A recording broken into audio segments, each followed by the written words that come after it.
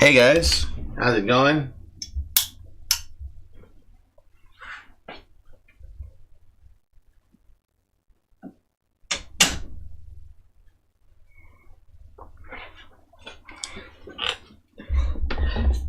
Yeah, I know. I'm not gonna lie. I thought it was Wednesday when I posted this, but since seeing how I already started, I'm not taking it back. I'm not gonna take it back. I'm here already, so I'm feeling loads better. I'm feeling loads better. It's I'm not 100%. I still feel congestion. I still feel scratchy throat. My voice is not 100%.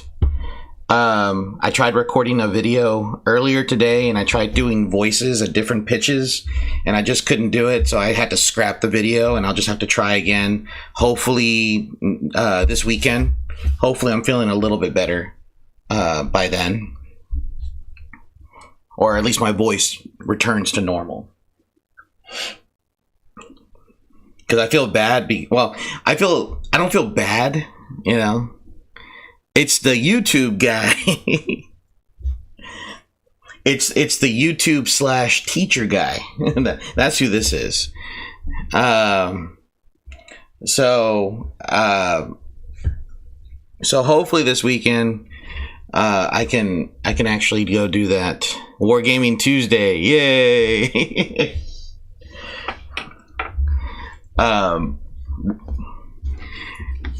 So I'm doing that right now. I'm actually before I start, I need to map out. Why did I take my glasses off when I needed them? When you're old, you do stuff like this. Guys, why is my teacher on my screen? I don't know. I don't know. I can't help you with that. What time do I have to be there tomorrow? Oh, I thought it was going to be an all-day thing. Oh, thank goodness it is not. Oh, thank goodness. Unless they have something planned for us tomorrow. Let me see. Where is this supposed to be at? Okay. MSTC. Okay, terrific Wednesday. Hope this note finds everyone well post barrel. Miss Blank will serve. I'm not going to give their name. Miss Blank will serve as the 2024-2025 school year campus induction coach. They always come up with these different titles for different people. The primary role as campus induction coach is to facilitate professional learning communities for beginning and new teachers. I've been teaching for a very, very long time. And it always irritates me when I get treated like a brand new teacher. I'm not a brand new teacher. Or a beginning teacher, I should say. That's like one of my biggest pet peeves. I've moved from different districts, and every single time they always talk to you like you're fresh out of college. Like, hi, welcome. It's good to see you. How are you? Ready to get the school year started? I just want to see my classroom, please, so I can start getting ready. Yeah. Let's not do the team building exercises right now. Let me just go to my classroom and so I can see what I need to put up and what I don't need to put up, you know, or let me start throwing stuff out of storage into my classroom. You look like a science teacher? God, no, man. I'm a history teacher. I have the mental illness to prove it. I get getting taught things for new districts and how they do stuff, but to treat you like you're new must be annoying every single time. I've worked in several different districts in the years that I've taught, and each time it's always been the same thing. And me being a seasoned vet, so I'll explain this really quickly. So in the teaching career, all right, once you've made it past your second year of teaching, you're considered a veteran, because by this time you understand classroom management, you understand rules and regulation, you understand what you're supposed to do and what you're not supposed to do. All right, now granted, every school district in the United States and even in Texas have different ways of doing things, but that can be, if you're really good at paperwork, if you're really good at clerical work and stuff like that, it's no issue. You catch on probably within the first couple of months, and then after that, it's just routine. You know, at this point, are those aviator glasses? No, well, they might be styled like it, but I need to get me a new pair. Actually, hey, Boxy, how's it going? Let's see. Let's see. So I just need to go to... Oh, breakfast will be served. At least that's a plus. Anytime breakfast is served or lunch is served, I'll cope. I'll deal with it. I'm playing DCS. Man, I've been watching some videos on DCS now. And it's not on my wish list, but it is on my follow. So I don't know. Maybe sometime in the future, I'll decide to get it. First and foremost, and receive a warm welcome to the Tiger family, because my mascot's a tiger. I'm a tiger now, which is fine. What have I been? I've been a pirate, a buccaneer.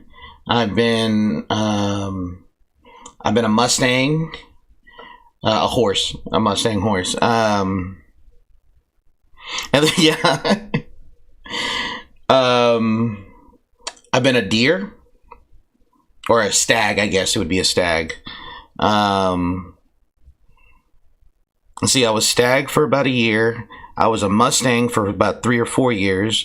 I was a pirate or a buccaneer for about 3 or 4 years. I think it was about 4 years, yeah. And then... No, I didn't know that. I didn't even pay attention to the price tag for that. When are you going to upload a horror game extra? That is a great question. The horror game that I have planned on doing is Alien Isolation. I'm trying to do that. Hopefully in the near future, probably in the next maybe in the next month or so. Let's see. So breakfast will be served. I have to be there from 8:30 to 12. And that's it. That's all it says. 8:30 to 12. But on August 1st, I'll have meetings on August 1st. That game's good. Yeah.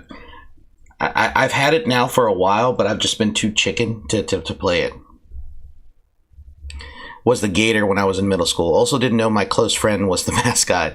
Was shocked to find out when it was revealed in the last 8th grade rally.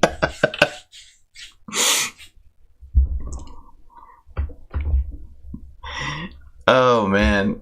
But yeah, I mean, like I said, I've been teaching now for this will be my 7th or 8th year. I've lost track up to this point.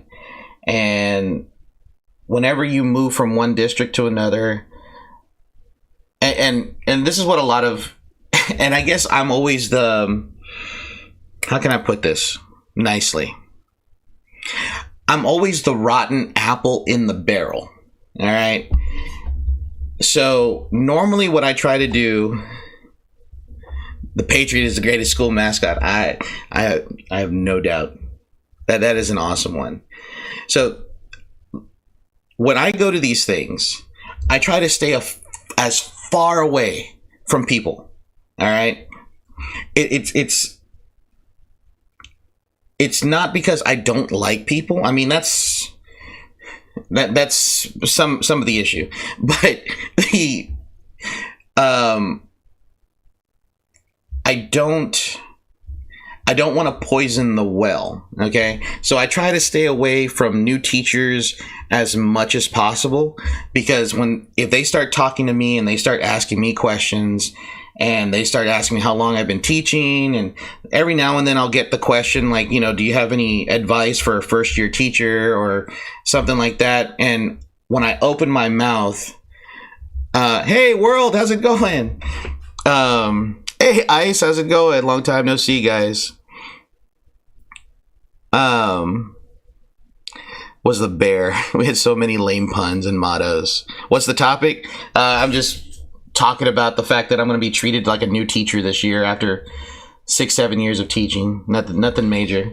But I've always tried to stay away from new teachers because I will give them the worst, I will give them the worst pep talk for the school year, and I will reveal to them all of the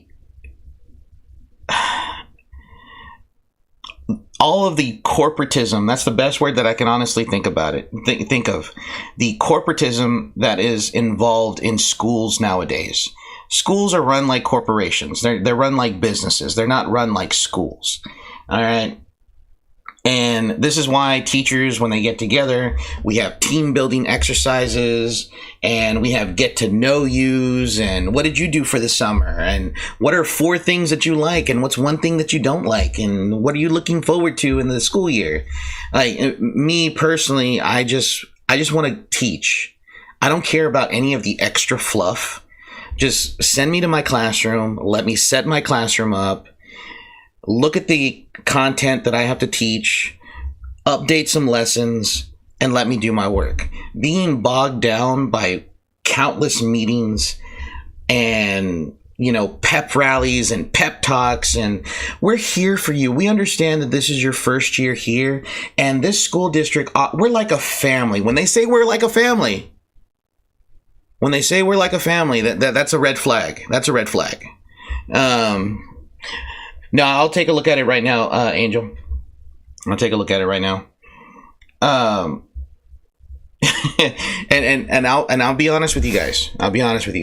Any company that you guys get old enough to work for, or you decide to go into the job market, if they say, "Oh, we're like a family here," that's a red flag. All right, it's a red flag. Because there is some serious dysfunction. Maybe I am too. What's the word that people use? Who has never had a job in education? That sounds boring. Just trying to work. It is. It's absolutely boring. I stay in the back, and the worst part about it, I go somehow.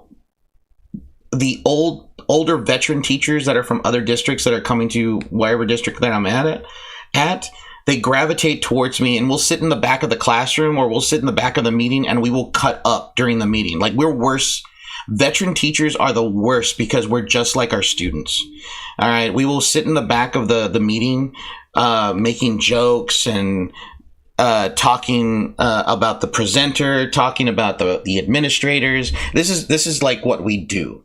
All right, veteran teachers. I kid you not. It's Skibbity says it's not okay.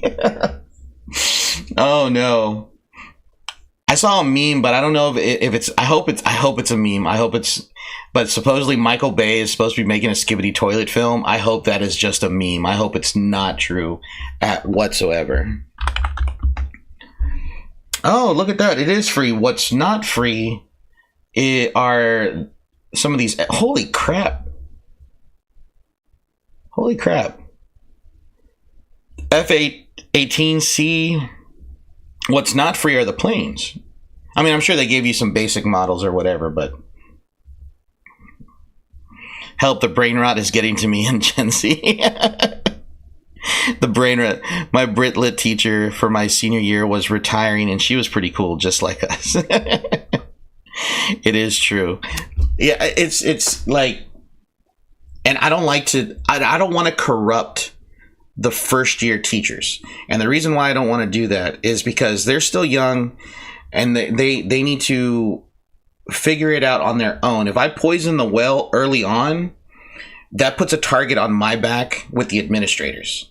All right. Because then they're going to be like, oh, Mr. C here, we noticed that you've been hanging around some of the first years, or you've been doing this and you've been doing that, oh, damn. And the same thing is, the same thing goes for like the kids. If the kids start talking about, oh, Mr. C is this way or Mr. C is that way, people hear, no, people don't think that everyone thinks that your conversations are private. They're not. There's always somebody listening. There's always somebody who's going to talk, and then they're going to overhear the conversation. There were plenty of times, like, look at it this way. Back at my old school that I taught at, all right, I taught U.S. history for 8th grade. I was upstairs close to an assistant principal's office. And I kept to myself most of the time. Like, I talked to the teammates, my team, within my curriculum. All right, the other teachers who taught the same thing that I taught. And I usually just stayed in my room. My interaction with other teachers was very limited. But because kids enjoyed my classroom, or they enjoyed my style of teaching, the conversations would go from one end of the school to the other. So I would end up having conversations with like the art teacher or a coach who I don't interact with on a normal basis unless I have to. And they would see me and they would see, oh, you're Mr. C, right? Yeah, the kids really like your class. And I'm like, who are you? I don't know who you are. Most teachers I've had just yelled at me for asking for help. Oh, that's terrible. That's terrible. I would never do that. I would always clown my students. I would always clown them. Like if they extra, your teachers don't know how to be teachers. A teacher is supposed to help you when you need to help. Yeah, that's true. Word travels fast in school. Yes, it really does. You look like a teacher from the southern part of Texas. I'm actually from the southeastern part of Texas. I'm on the Gulf Coast. The red spies and the bays. I was never, and you see, and that's the other thing too. I'll have students who are not even in my classroom, and they will show up to my classroom. I'm like, I don't even teach you. Go away. Go to your teacher. I have no business with you whatsoever.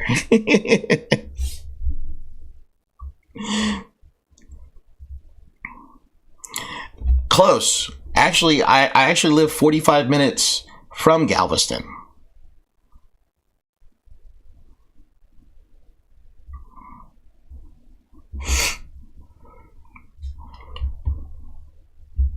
I could not read until 4th grade because they gave up on me. Damn, man. That's terrible. That's terrible. Austin? Too far away. Too far away. And I would never go to Austin. No. Austin's the California of the Los Angeles of my state. I would never go to a city like Austin. That's terrible, extra. That's terrible. I can't stand teachers who do that. Word travels so fast that even as a student, I had teachers who knew me and my name, though. I didn't know them. Nothing negative. I was decent, liked, top student, not to brag. And and I guess for me, it's just like, I would never talk about my top students. You should do a video on Roblox pressure soon. Yeah, I know. I need to get back to making videos as well. But you live in Atlanta. Okay. I got a buddy of mine who works. He used to be a cop in Atlanta.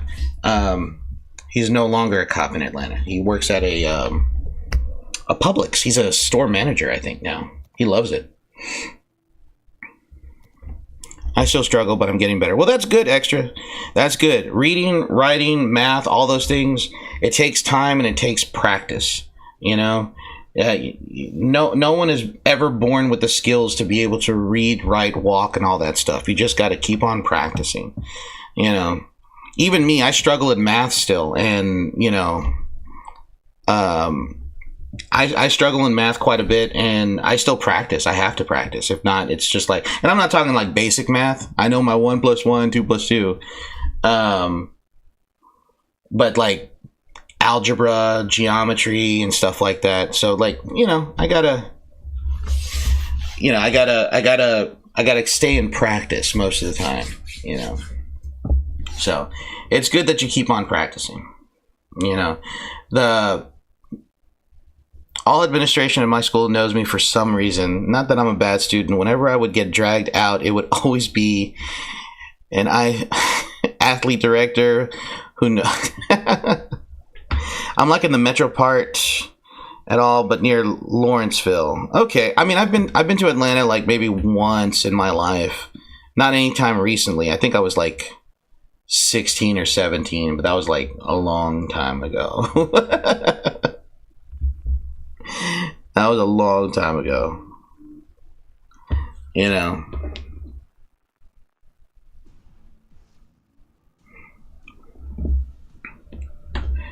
But yeah, you know, it's just oh, you're welcome. You're welcome. But I like the metro part. Okay. Nice, nice.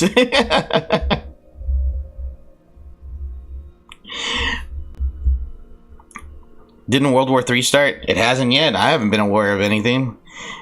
Game turns into real life. You like game character with a different skill than other. Yeah, I mean, yeah. You know, we all start off as a level 1, and then we start to get better and get proficient in the things that we actually like. You know, we can still keep up those skills and practice and do other things. We might not be good at them, but you know, we still try to get good at them in some fashion. How long does it take for current events to get into history? It takes about a generation or so. You feel like World War III is really close? You know, I'm sure. I'm pretty sure that if a global conflict was going to happen, there would be a lot more. I mean, history did happen yesterday. That's, you know, yesterday is the past, and we're living in the present, and tomorrow's the future. If I think there would be a little bit more telling in terms of current events that we would see, that would actually be saying like, oh yeah, we're on the verge of war.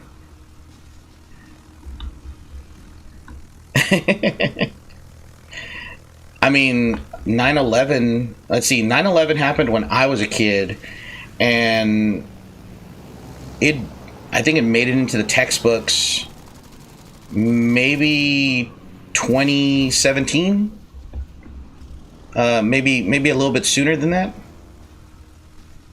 probably like 2010, 2011. So yeah, you know, it's kind of like it's one of those things where, yeah, it's going to take some time for certain events, you know.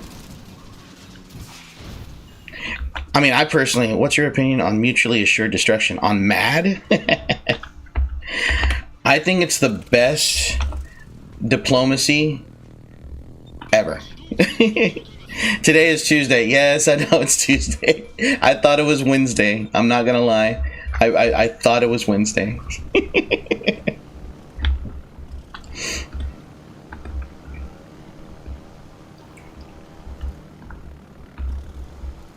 That happened in 2022? Yeah, see, Texas is a little bit slow. Texas is while we might have like some of the largest school districts, we're very slow in terms of textbook funding. So we don't get really all the new stuff. Most of that stuff has to rely on the skill of the teacher.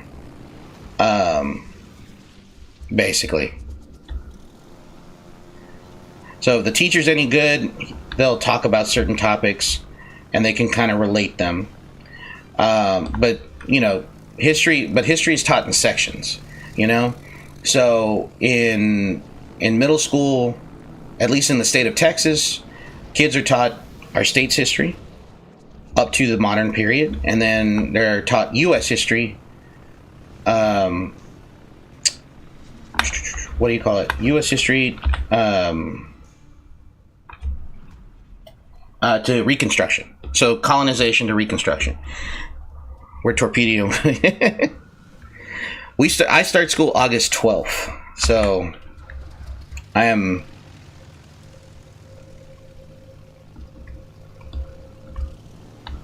Well, it depends. It depends on the situation. So Oh, thank you. I mean, it depends, because if a conflict between Russia and the United States ever breaks out, and I don't think it would, there would have to be a lot. Like, there would have to be something very, very serious in order for the United States and Russia to go to war. We can posture, we can, you know, thump our chests and do all this other stuff, but in terms of like going to war, nah. The one country we need to look out for is possibly China. China is probably the one that we probably have to look at more. Nerd, do you want to know something cool? Yes, world. I want to know something cool. What's up? Is this a... This is not a ranked match. Ranked matches, I think, are over. Why are there so many... Oh my god, we're losing.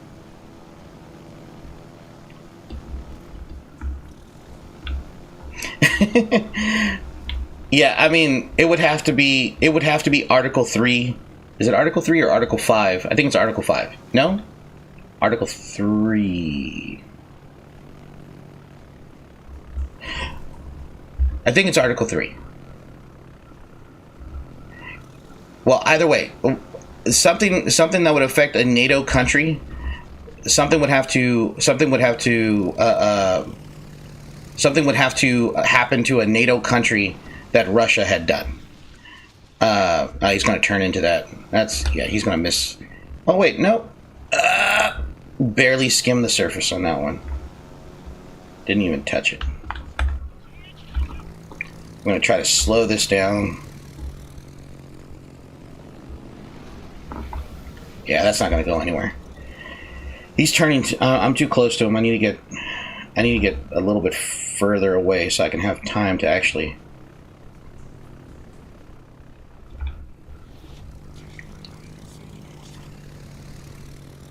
I mean, I know that there's a lot of people out there for some weird reason want to go to war with Russia. I have no clue why.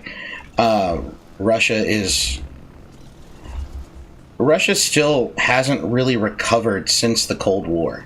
They haven't. And that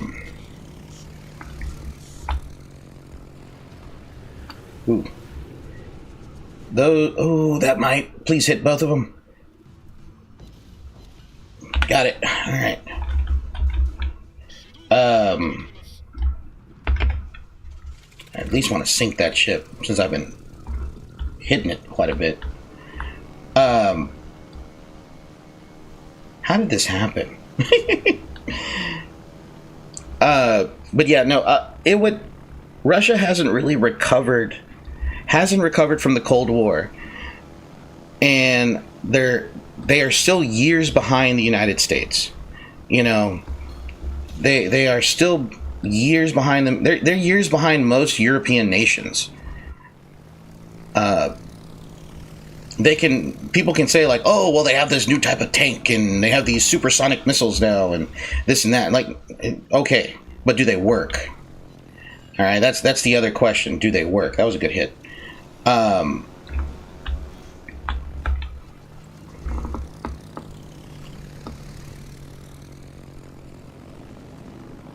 Right there.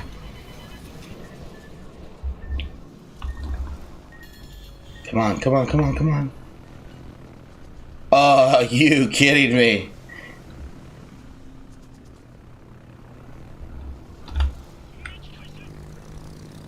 Hold on, let me try to get this guy real quick, and I'll go back on my thing here.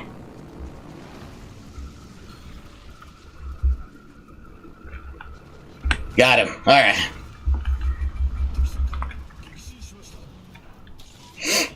I mean, this fight's over.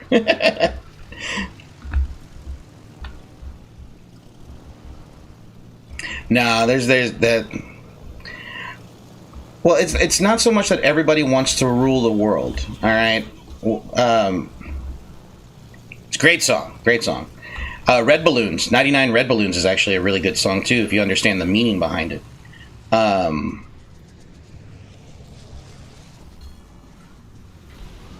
was a good hit too.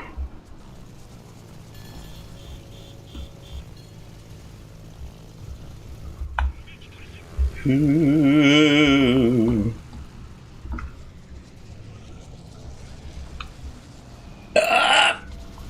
Oh, that actually hit. I actually got a Citadel off of that hit, which is hilarious.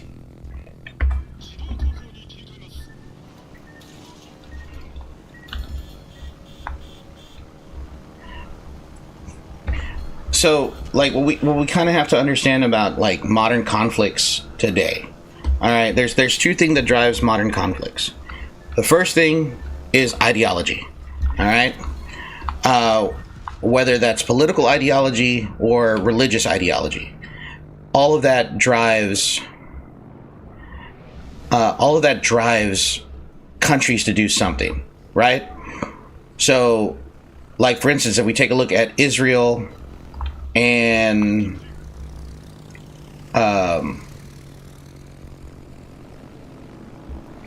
if we take a look at Israel and Palestine, or if you say that that country actually exists or whatever, oh,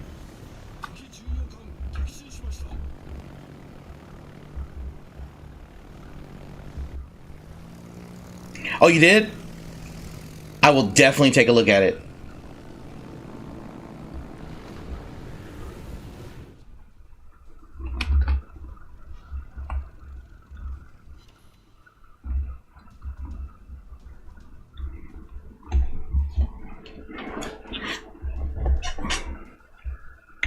All right, let me open up Discord. Name your top 3 ideologies. Oh my goodness, that's a that's a loaded question. That's loaded right there.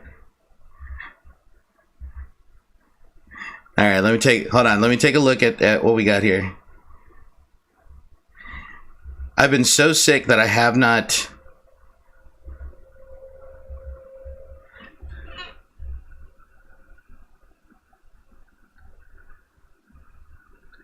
Oh wow.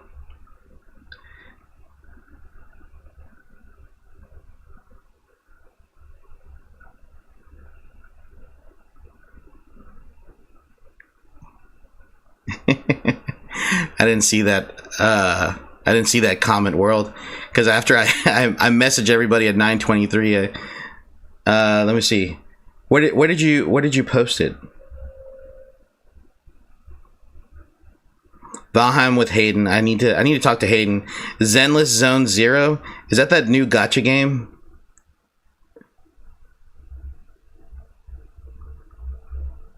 Oh, there we go. 3D model. Oh wow. What did you use to it's, I mean, it's a jar, but still, what are you using to make the model? Ideology tier list win? Oh god. You guys are getting spicy today. y'all are asking some really tough questions here, you know.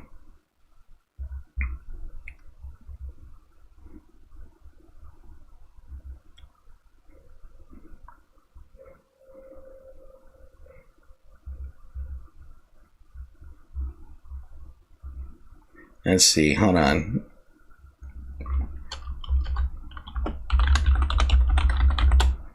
Is there one? I don't think there's one. Let me see.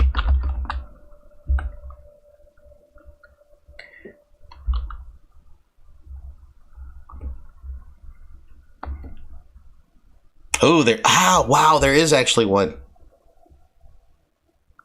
Ooh. Oh man. Oh wow. That's a tier list. Take care, Extra. Take care.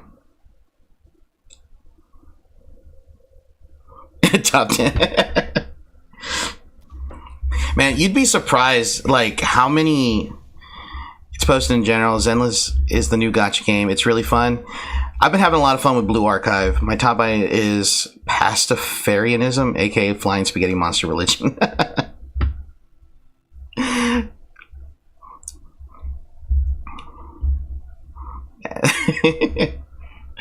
Oh man. We lost on that one. Okay, hold on. Am I playing? Is this my European account? I think this is my European account.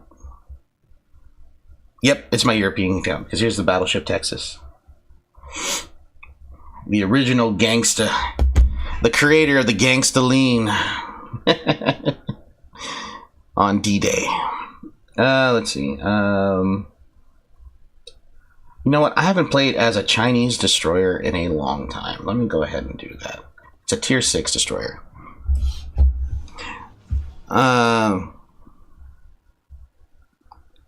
Probably. Started playing Stellaris again. Pretty fun, but boy, I have such a love-hate. Yeah, me too. Me too, Gabriel. I do too. I will have to check it out. I will have to check it out. Because I know I've seen a bunch of, like, top ideology would be autocracy. Oh my god. Jeez, Ronnie, you're way out there. That's okay. I'm kind of far out there too, so it's totally fine. So you'd be surprised, like, how many. Actually, no, you probably wouldn't be surprised, guys, if I told you that there are a lot of teachers out there who are closeted socialists and communists. Like, you'd be actually scared. Well, maybe not scared, but it's actually very fearful, for at least for me, how many educators there are that are actually communists and socialists, like full-blown communists and socialists. All right, and they sprinkle their beliefs into their lessons. All right, I don't do that. I don't like to do that. That's corrupting the youth, in my opinion. All right, I don't believe in that stuff. You know, believe what you want to believe, follow whatever ideology that you want to believe, but as long as you come into it naturally. If you don't come into naturally and you're kind of like, I hate to use the word, but I'm going to use the, no, I'm not going to use the word. If you're, what's another word for it?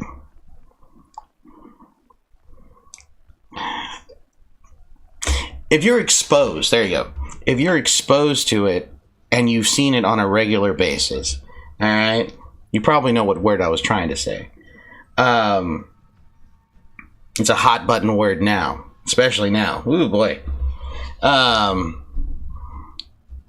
If you come into it naturally,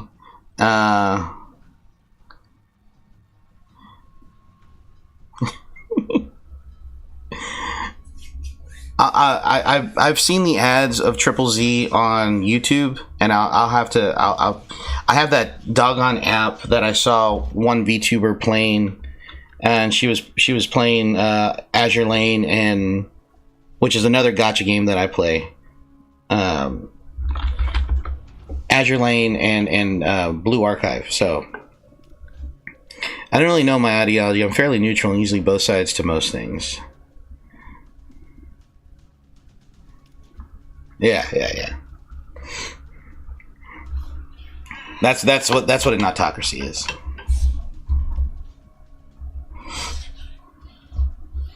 What was I gonna say? Oh yeah. So,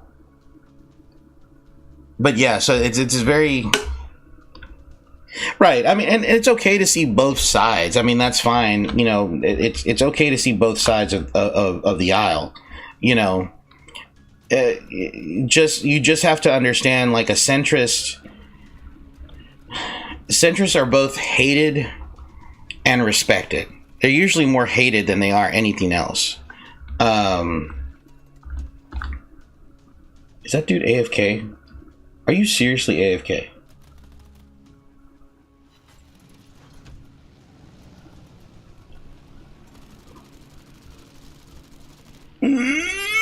I knew I was going to get hit.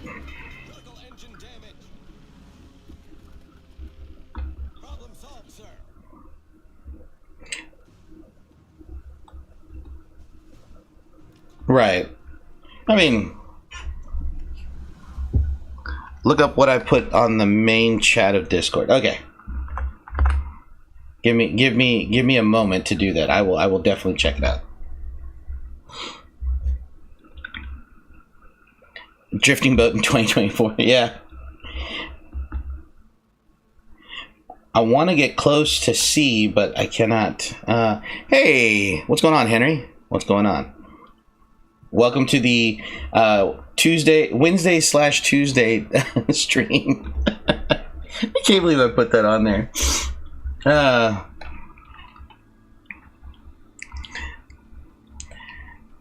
So what was I saying? Oh yeah, so you'd be like really, really surprised. You know, I myself, I have my own personal beliefs and views and values and stuff like that, but I don't put it onto my students. I would hate to do that. You know, I have a bunch of teacher friends that are like that, and I really don't care for it. I will say though, I can be extreme though when I'm very educated on a topic. Oh, and that's totally fine. You know. Let's see. He's coming this way.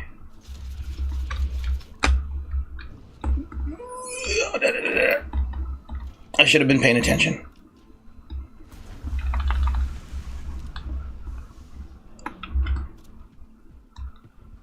He might eat them. He actually might eat those. So he might eat those. He might eat a few of those. Hopefully he eats a few of those. I've been detected. Let's see. He ate one. I mean, it hit hard, but that's about it.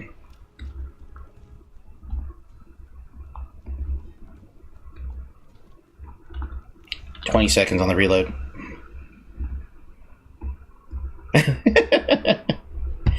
I forget I'm international now. I forget sometimes that I'm an international YouTuber now.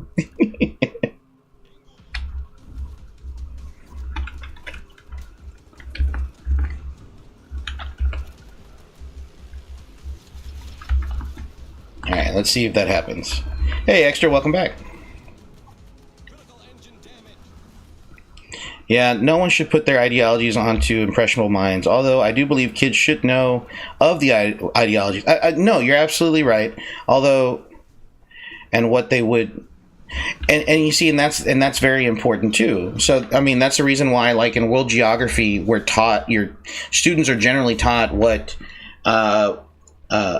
capitalism is, or at least should be taught at least the most basic idea of what capitalism is, what communism is, what autocracy, a dictatorship is, and stuff like that. And generally, you know, we're just saying. So it's like, oh, did they all dodge? Yeah, I don't think they got hit. No hits. I need to get closer. My torpedoes are, what's the range on my torpedoes? 6 kilometers. Holy crap. I need to get super close. Oh, he's stuck. This is perfect.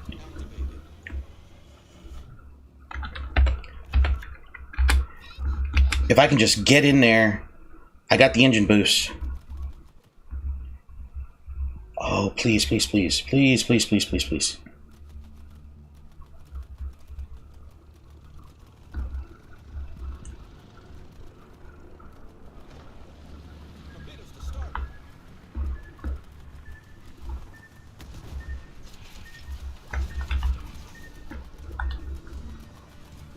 Ooh, I don't know. No, that's not gonna hit. Those are not gonna hit.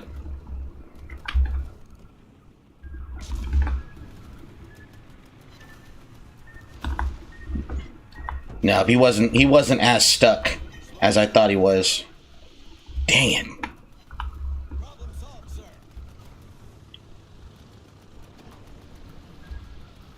and I have 37-second reload. Yeah, that wasn't gonna happen. That wasn't gonna happen. Exit battle, yes.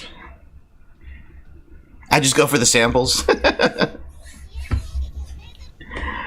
No, I agree, Dragon. I agree, and like I said, I don't subscribe to the idea of like generally, if my students want to know, I won't exactly tell them, unless I have like at least an understanding of how they feel about certain things. Then I really don't divulge anything. I'm not comfortable. You know, like I'm as a teacher, I'm not comfortable telling my kids my political ideologies unless I have like some level of trust, and even then it's still kind of like it's still very limited. Like I might actually like sprinkle it in conversations that we'd have, but like nothing major.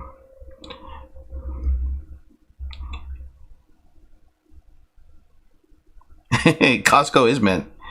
I think you need a membership to shop at Costco. Yes, you do. As a Costco member myself, Costco and Sam's.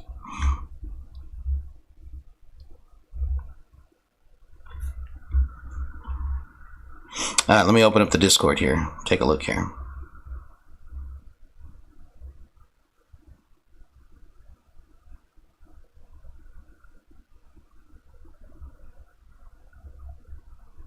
Kahoot? What's the answer, guys?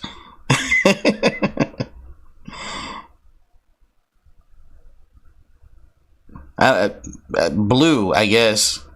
Maybe? I don't. No, red. Red is definitely the answer.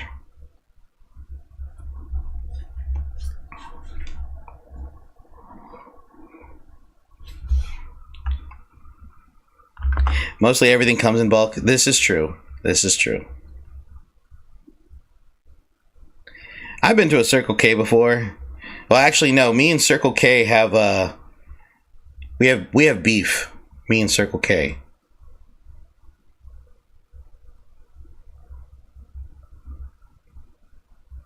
It hasn't created a profile for me yet. This kind of sucks.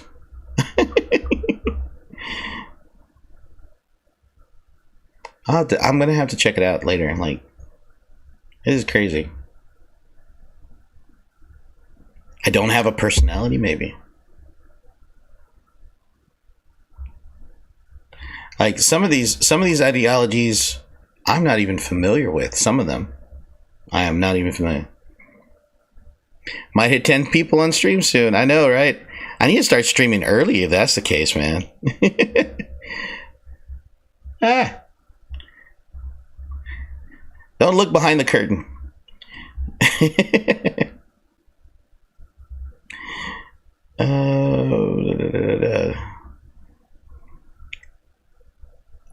Last thing I need to do is get in trouble for putting school information out there.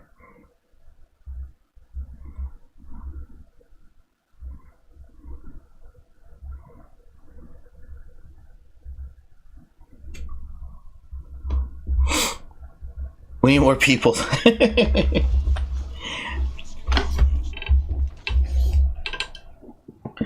Oh, all right, here we go. Oh, there's 10. Welcome to the stream, all you lovely, wonderful 10 people. Thank you for showing up. I do appreciate you.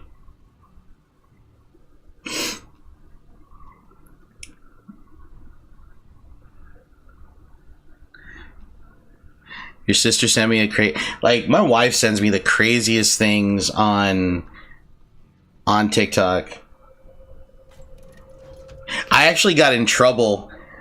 Well, I didn't get in trouble in TikTok, but I got a lot of hatred. I got a lot of hatred for a comment that I posted, and like my DMs are like filled with people hating me right now.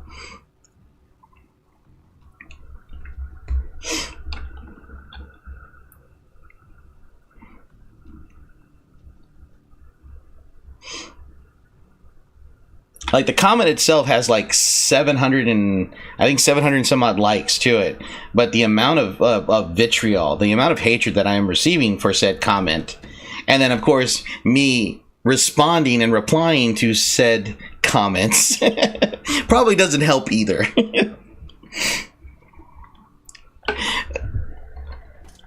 Okay, it's stupid, and this is the thing, it is absolutely stupid. Okay, there was a video, there was a TikTok that somebody had posted. It's nothing, it's like I got into a fight with an English person over potatoes, potates, as I call them, or you know, as we say in Spanish, papa. All right, or papas. Anyways, enough of the cringe. So this is pretty much what I did. In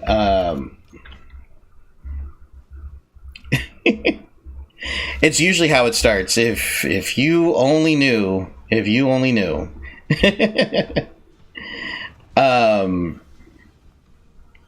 ooh. Oh, there's a lot of bots in this one. This is terrible.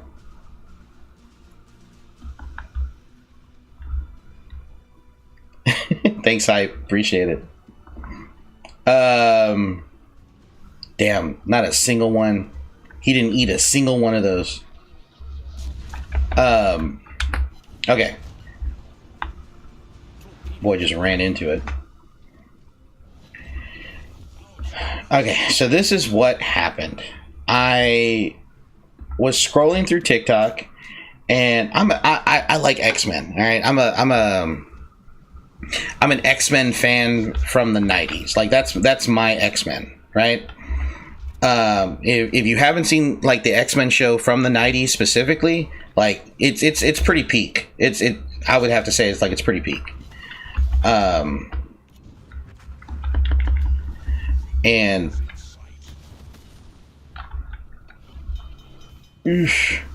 what is taking so long for my torpedoes to launch? Oh, they're not even loaded.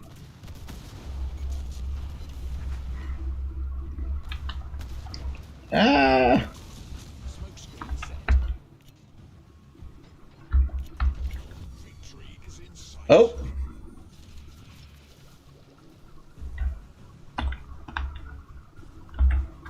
Hold on. Don't worry, I haven't forgotten. I'm just in the middle of losing at the moment. Those were all my torpedoes. I don't have any more torpedoes.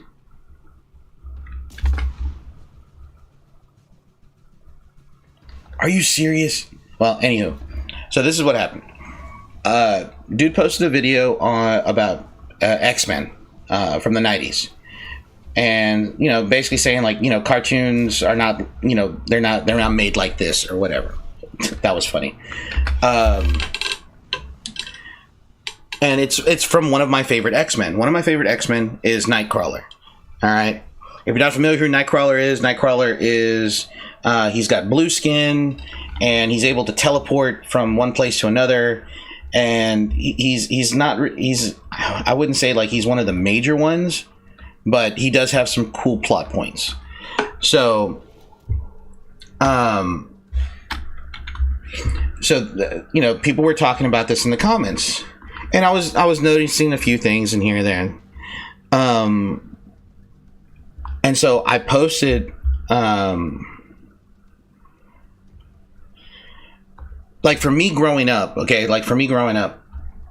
I didn't know this until like probably maybe till I was like 15 or 16. And then when I figured it out, it made me really love the character more because I had an appreciation for this character. All right. And that is that Nightcrawler he's from Bavaria. His name is Kurt Wagner. And Nightcrawler is canonically Catholic in the X-Men universe, which is really awesome.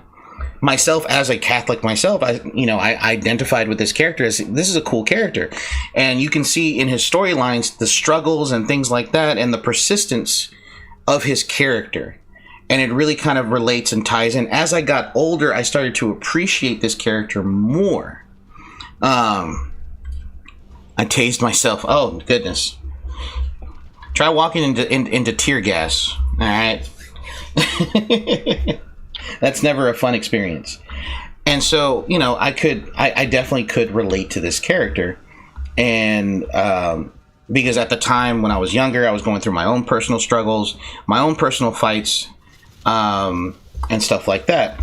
So there was a lot there for me to kind of like, not so much associate my entire identity around the character, but enough to say like, oh yeah, you know, I can understand his definitely.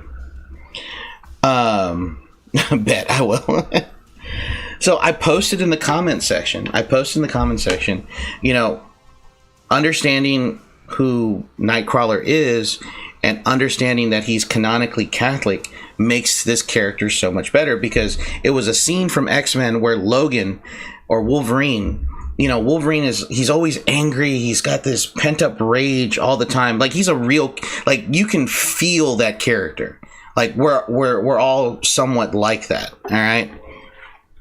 And, you know, we have this pent up rage and pent up anger. Wolverine has that. Like he hates a lot of things, especially when it comes to, like, I guess, normal people, because he's a mutant, right? And, you know, Nightcrawler is telling him, like, you know, hey, you know, having faith in God and having beliefs in this, you know, kind of like eases the pain. It kind of just like, it let things, you know, you're able to let things go. And Logan, of course, says, like, you know, hey, you know, how can you believe in God, you know, who made this? You know, he puts out his claws and stuff like that. Bro's a Damascus, why are you teasing? And so I started getting likes. And then next thing I know, I started getting the hate comments. After I was starting to get, like, it's so crazy. Like, I guess, I mean, that's how the algorithm works, right? After so many likes, you know, it pushes the comment to the top. All right. Then after it gets pushed to the top, people see that comment and they're just like, you know, and one dude responded, like, how could you like this character? He is such a misogynist. He beats women. And I started thinking, like, wait, bro went from like 0 to 100 in 2 seconds. And I'm just like, what are you on about? What are you talking about? That has nothing to do with the conversation. And I couldn't find anything personally about the character. Right. It was a pretty small thing, and I didn't mean anything by it. I didn't say like, oh, you know, because he's Catholic, he means that he's the greatest person in the world and Catholics are amazing. No, I didn't say that. I just said just him being canonically Catholic makes this character so much better when you understand his beginnings to where he's at now. You know, and so then I started getting like the God Squad showing up in my replies, and you know, yeah, Nightcrawler is he's relatively light character. You're absolutely right, though. Snacking on uranium. Better be careful, guys. CIA might be coming asking you some questions where you're getting all this uranium from and plutonium. And most of the X-Men, like, they're so well written. Like for me, the 90s versions were so well written, and the storylines and the story arcs, the way they went, were so relatable in a lot of ways. And you kind of like don't see that, at least not to that extent, to where like you're not really tackling certain issues in certain cartoons, like me.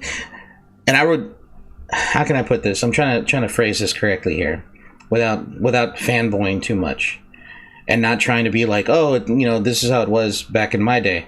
But compared to the cartoons that we see today, who's the fastest reader? Not me. I take forever.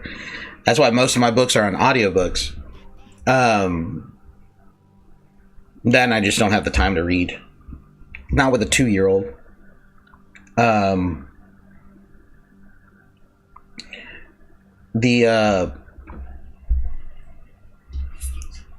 have plates that are made out of uranium that I eat.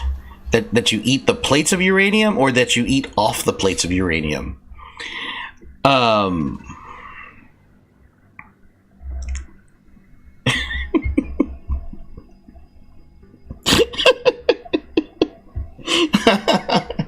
I shouldn't laugh at that. Damn, bro.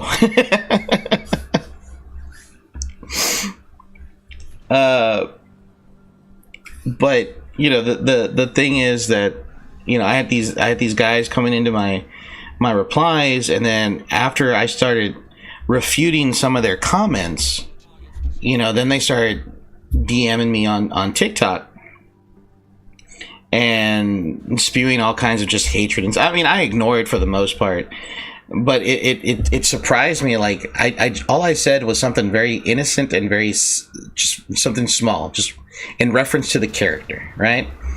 And these people took it to heart.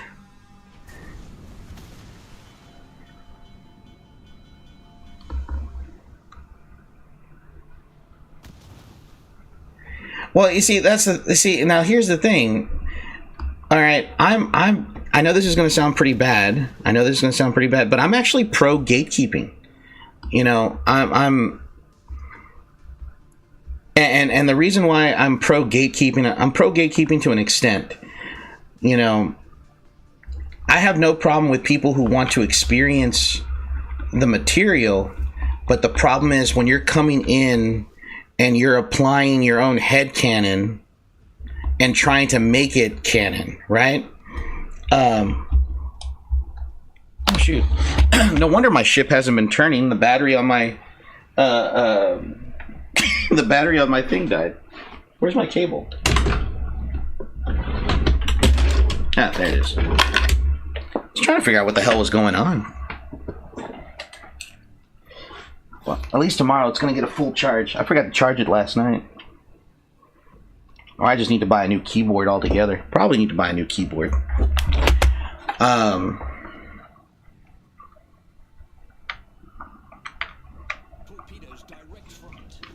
Come on, get in there.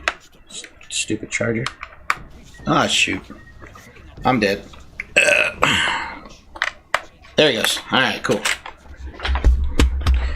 Having a wireless keyboard is a great thing and a terrible thing at the same time. Okay, damn, I ate a lot of those torpedoes. I hope homeboy enjoyed that.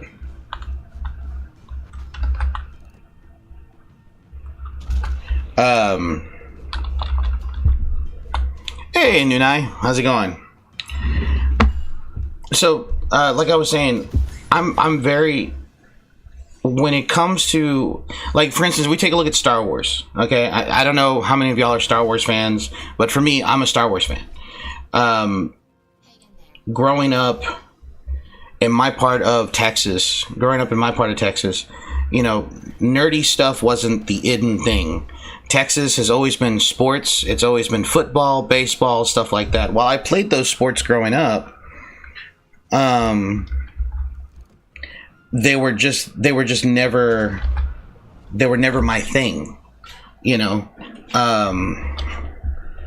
So for me, nerdy stuff was good. I liked computers because computers were slowly becoming a big thing, and so I wanted to learn how to put together. I wanted to learn how they function, how they ran, basically. I enjoyed reading a lot of sci-fi novels and stuff like that, comic books. My bedroom is Star Wars themed. That's awesome.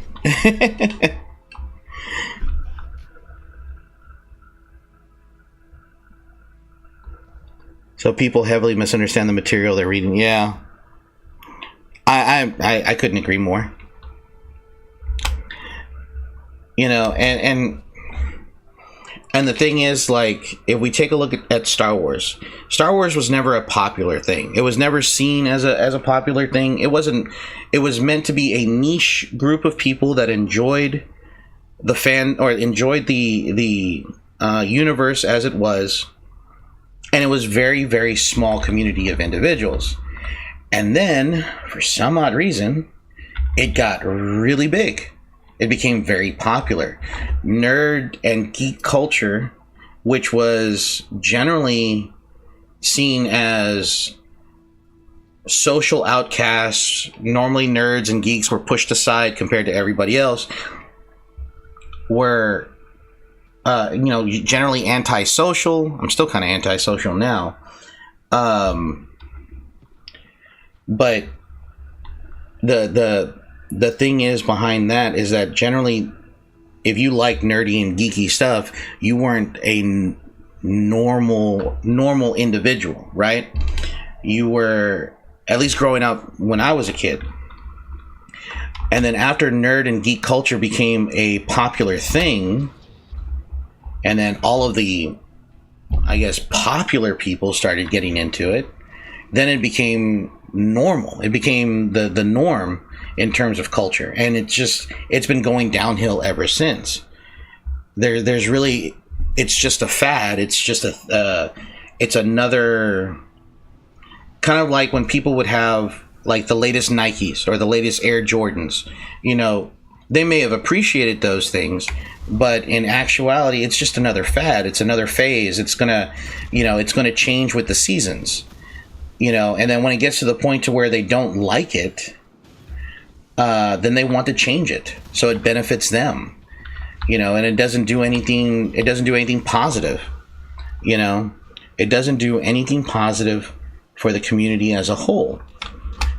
And so I'm okay with gatekeeping as long as we keep out the negative stuff. Yeah, if you and that's the thing too, like playing video games professionally and all that other stuff, that was like, ew, you want to do that?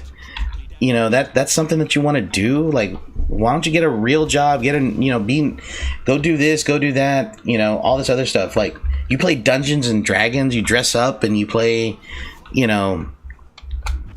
no, it was, and it surprised me quite a bit how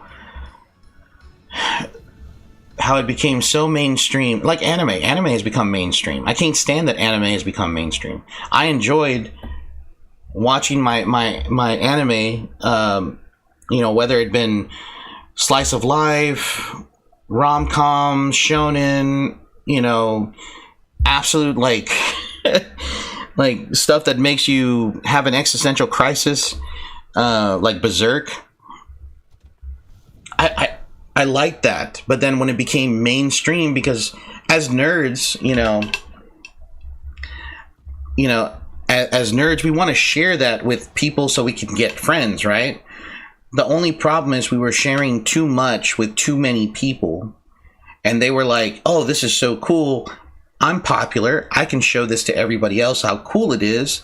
And then now we have a bunch of, tourists inside the fandom, or inside the communities of these games, which sucks, because all they want to do is make changes that are not necessarily, it's not that they're popular changes, they're changes that don't make sense to the lore of the established universe or the established storyline, that's why the, alligators are eating our cheeseburgers. Oh no, not the cheeseburgers. Oh no, the horror. like that bit of acting. Yeah, you gotta be a little bit of an actor when you're a teacher. You gotta be able to act just a little bit.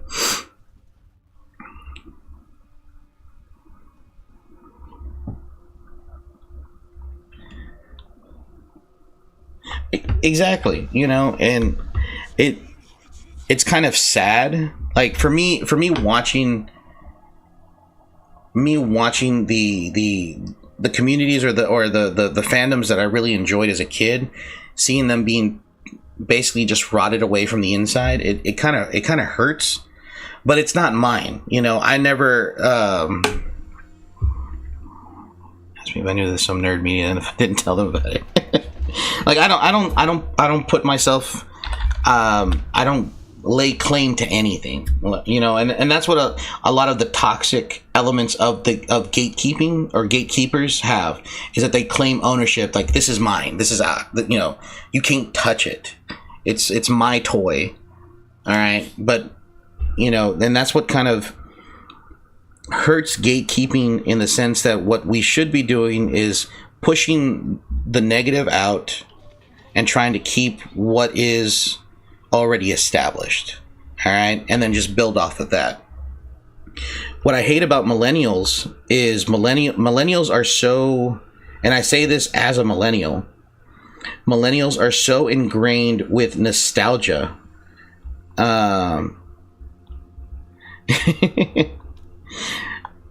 Millennials are so ingrained with nostalgia, it's crazy. And that's kind of like one of the reasons why we don't create new things. All right, we want to recreate certain shows that we saw as a kid, and we want to bring them, and we kind of want to share them with a new audience, so they can kind of see, like, this is what we watched as a kid. But then when they make those creations, they kind of realize that, okay, I need to create it for a modern audience. And that could be that could be a dog whistle for a lot of things, you know. I hate using that term. I feel dirty actually saying that term. But like, for me, I'm 39. I'll be 40 this year. I still have all of my old books that I used to read from Star Wars. I still have all of my old comic books. I still have a lot of that stuff, and that's something that I can give to my daughter. You know, if she is it? No, this is the Amagi. This is 2 tiers. This is 2 tiers away from the Yamato.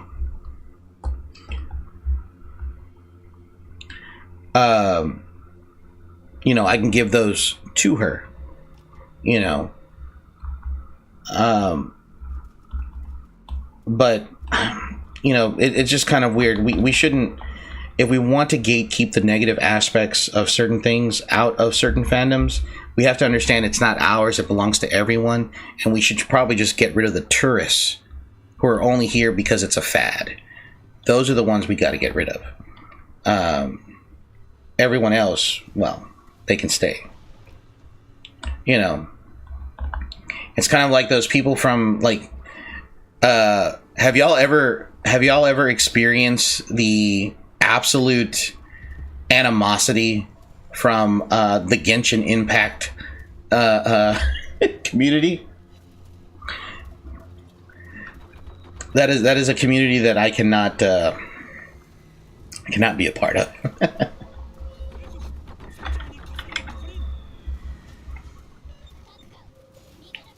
I forgot what nationality that has that ship on there.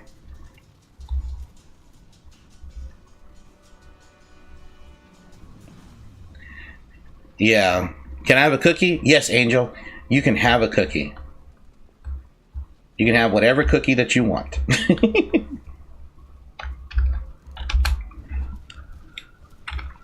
Uh-oh. Come on. Bring those down. Bring them down.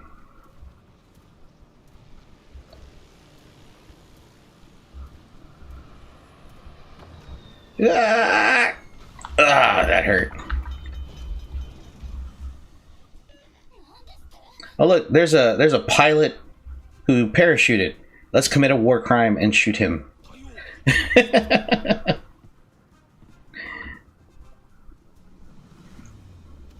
Have y'all seen that? Oatmeal raisin are awesome. Have y'all seen the? If you haven't, you should.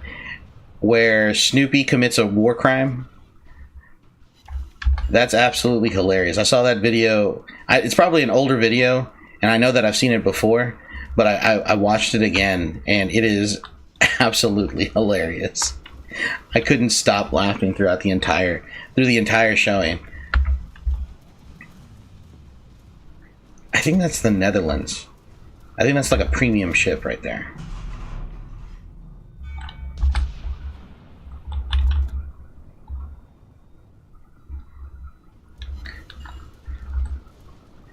I absolutely love that cart, that animation.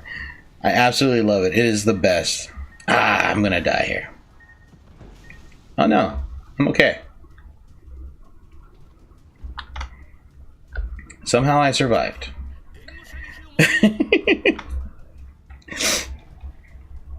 Get the mustard gas ready.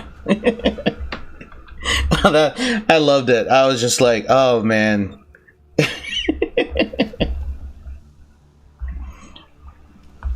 Can I get a full $6,000 PC for a light snack? I don't know, man. Can your wallet take it? And then that's the real question. Can your wallet take it? If your wallet can't take it, don't do it. Live within your means. If not, well, it becomes a problem. There's that stupid carrier. I was wondering where he was.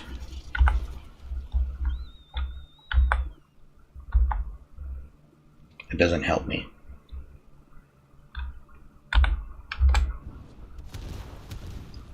Ouch. I'm having more fun talking to you guys than actually playing the game. So if I'm sucking right now, I'm terribly sorry.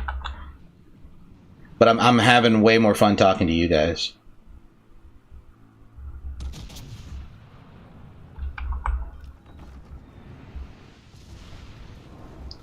Oh.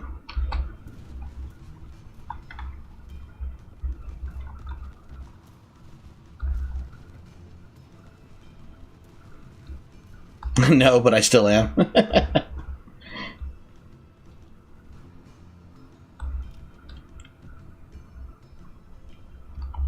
I wish I had a full $6,000 PC. Me too. I know. I gotta start. I'm starting to plan out my build now. Actually, I'm gonna start building out pieces.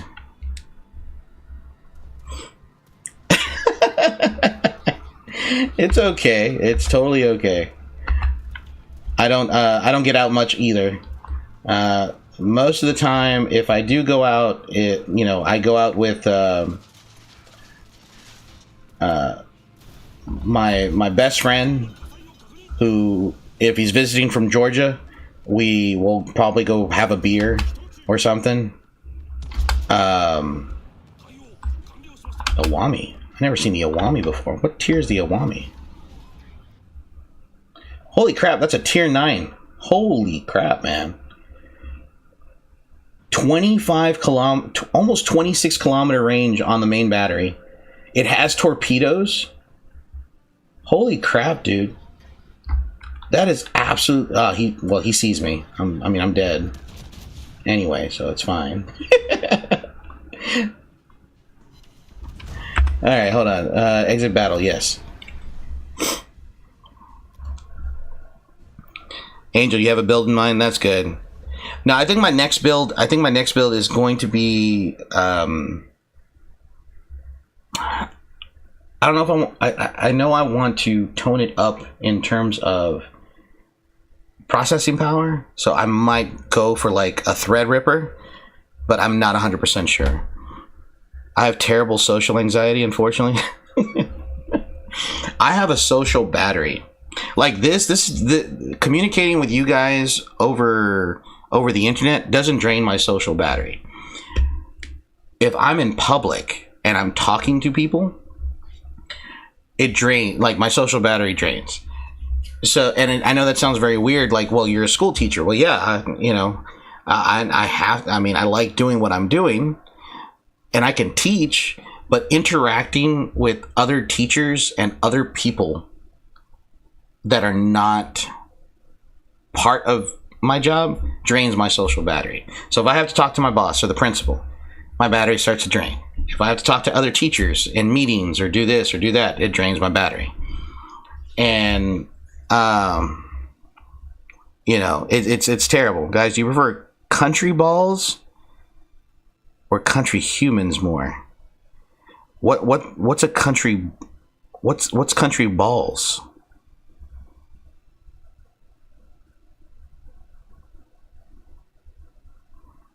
I need to see this Awami. Hold on. I need to take a look at this Awami. Is Amagi Yumihara, is the Awami is that a premium ship that's no longer offered? Yeah, exactly, Ronnie. I want to know what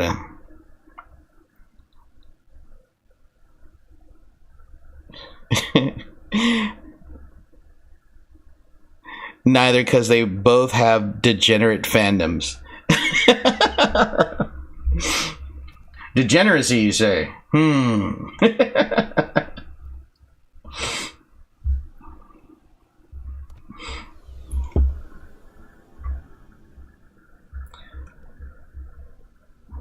Open container.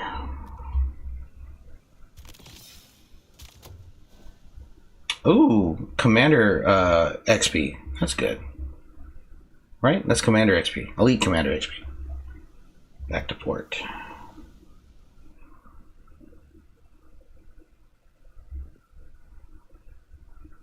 Oh, that's what you meant. Oh.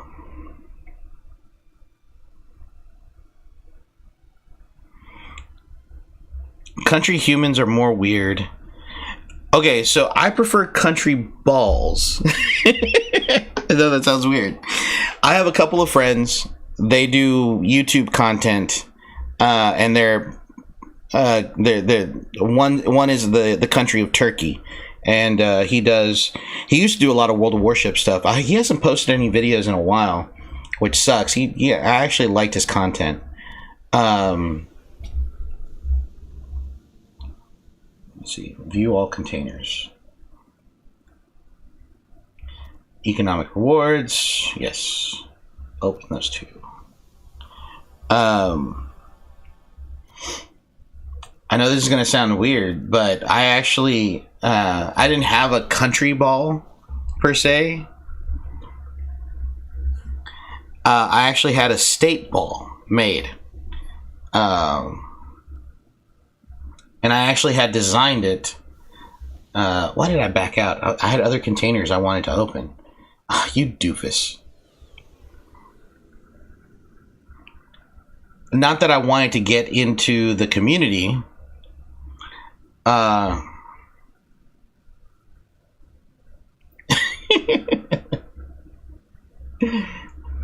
It depends. It depends, Dragon. It depends. You know.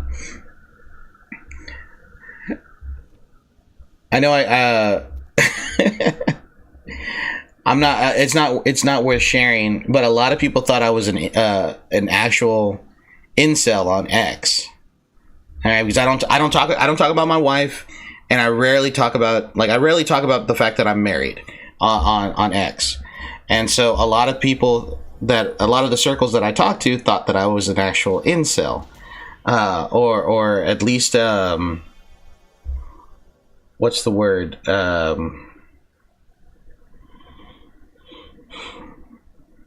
No, not incel. That's not the right word. Incel is involuntarily celibate.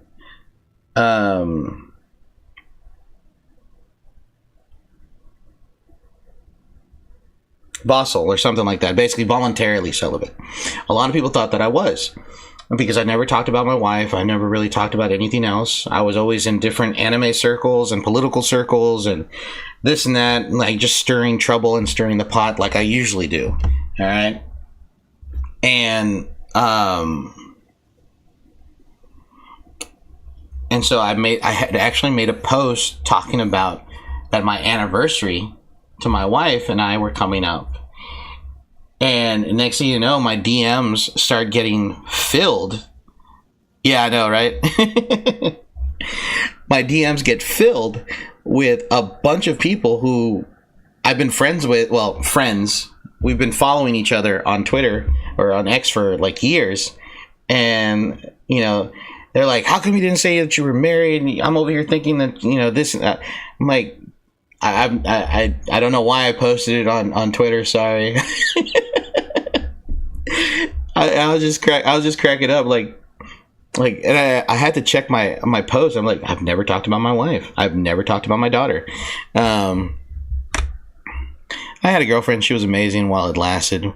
We did it on a Saturday night, unfortunately, but I don't find myself in need of a relationship. Like, I don't crave a relationship. Yeah.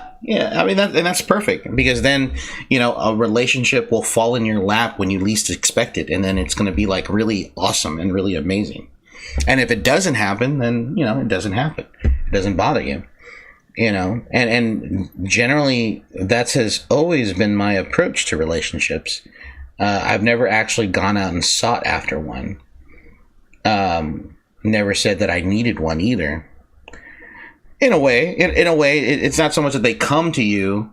You kind of just like build, like, if you have friends that are female and you build off of those relationships and you build off of those friendships, you realize you have something in common. And maybe there's that one evening where you're hanging out and having whatever, and there's like this little twinkle or sparkle in the eye. And then all of a sudden you get that sudden urge to say, like, hey, would you like to go out on a date? Or would you like to go have coffee one time? And just to see where things go. You never know. You know? That's not how me and my wife met. We actually met, it was a very awkward situation. I think you meant come to you. Right? Right, Henry? That's what you meant, right? I think that's what you meant. You should probably.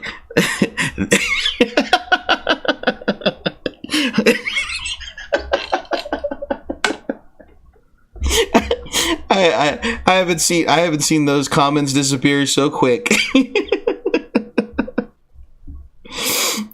That is hilarious. That made me laugh, Henry. Thank you. That was a good one.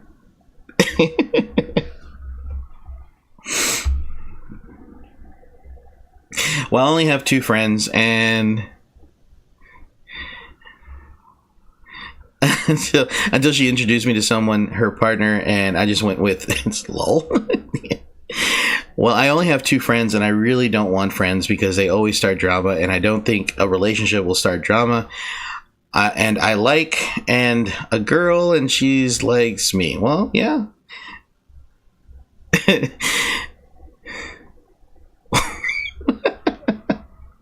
I typed on instead of 2 likes.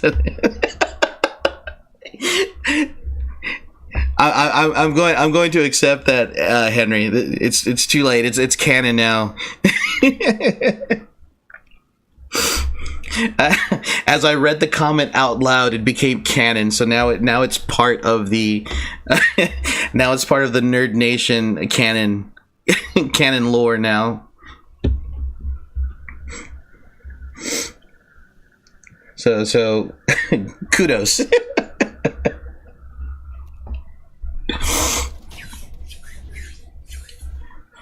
It kind of like towards the end of the school year, I was poking fun of 2 of my students towards the end of the school year, and one of them had made a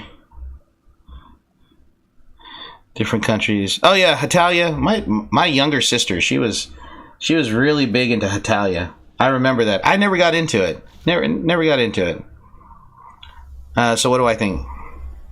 Oh, when did they have Lori? when I decided to establish lore after we hit 2K subs. So surprise.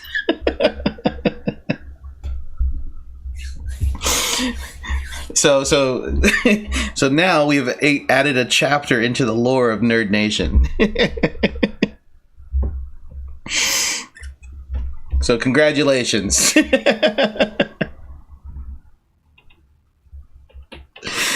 All right, let me read your comment again, Angel. Hold on. All right. Well, I only have 2 friends. Okay. And I really don't want friends. I really don't want friends because they always start drama. Well, I mean, it depends. It depends on the kind of friends that they are. You know, if that's what they do, then yeah, you don't want to have, you don't want to have those kind of people in your life. You know, there's one thing that I always recommend. I know, right? I think we're at the like 2.340, I think, or like 2,340 or 90 or something. Good. The fandom was weird. Most cosplayers dressing up as Nazi Germany and making, let's just say, non-con art of Germany and Italy. That Dragon, you're gonna hate me, but that sounds absolutely awesome. I like edgy stuff like that. That makes me laugh. You know, it really does. Because I personally, I just don't take it seriously, personally. But hold on. I don't think a relationship will start drama. And I like a girl and she likes me. Well, I mean, if y'all like each other, I mean, if there's mutual understanding that you like her and she likes you, you know, I don't see. Like I can't speak with like the dating scene as it is now. All I can say is that, you know, things were less. My class just got together and decided to ruin my whole school. Oh no, that's not good. You know, I can't speak to how the dating scene is now. I mean, I've been out of the dating pool. Oh, okay. Gotcha. I never got into Hetalia, so I couldn't tell you. I would need to look at the characters, and I would hate to Google search what might pop up if I Google Hetalia. But anyways, Angel, I would say, like, if y'all have an attraction towards one another, I mean, someone's got to take the jump. You know, it's either got to be you to say, like, you know, hey, you know, I really like you. I wanted to know, maybe, would you like to go on a date? Or she does it or whatever. You know, the thing is, like, with what a lot of people have to understand as you get older and as you grow up, you need to clear a lot of the dead brush away. You know, you got to kind of like burn it away. So what I mean by that, look at it this way. Someone joked with me and called me it was okay, at least he's joking. Then one of my friends decided to spread it and became my, oh no, I'm so sorry. Might be embarrassing, but Hetalia helped me pass my 6th grade. Oh, that's great. Well, at least it helped. Anime helps, in some fashion.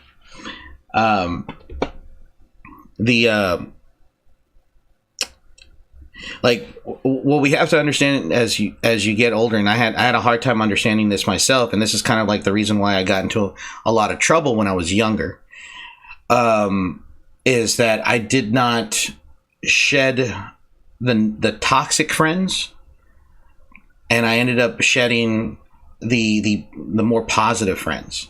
All right, because I kept on hanging out with the more toxic people, you know, and while the toxic people might be fun, while they might be engaging, that's a positive way to look at it, Dragon, actually.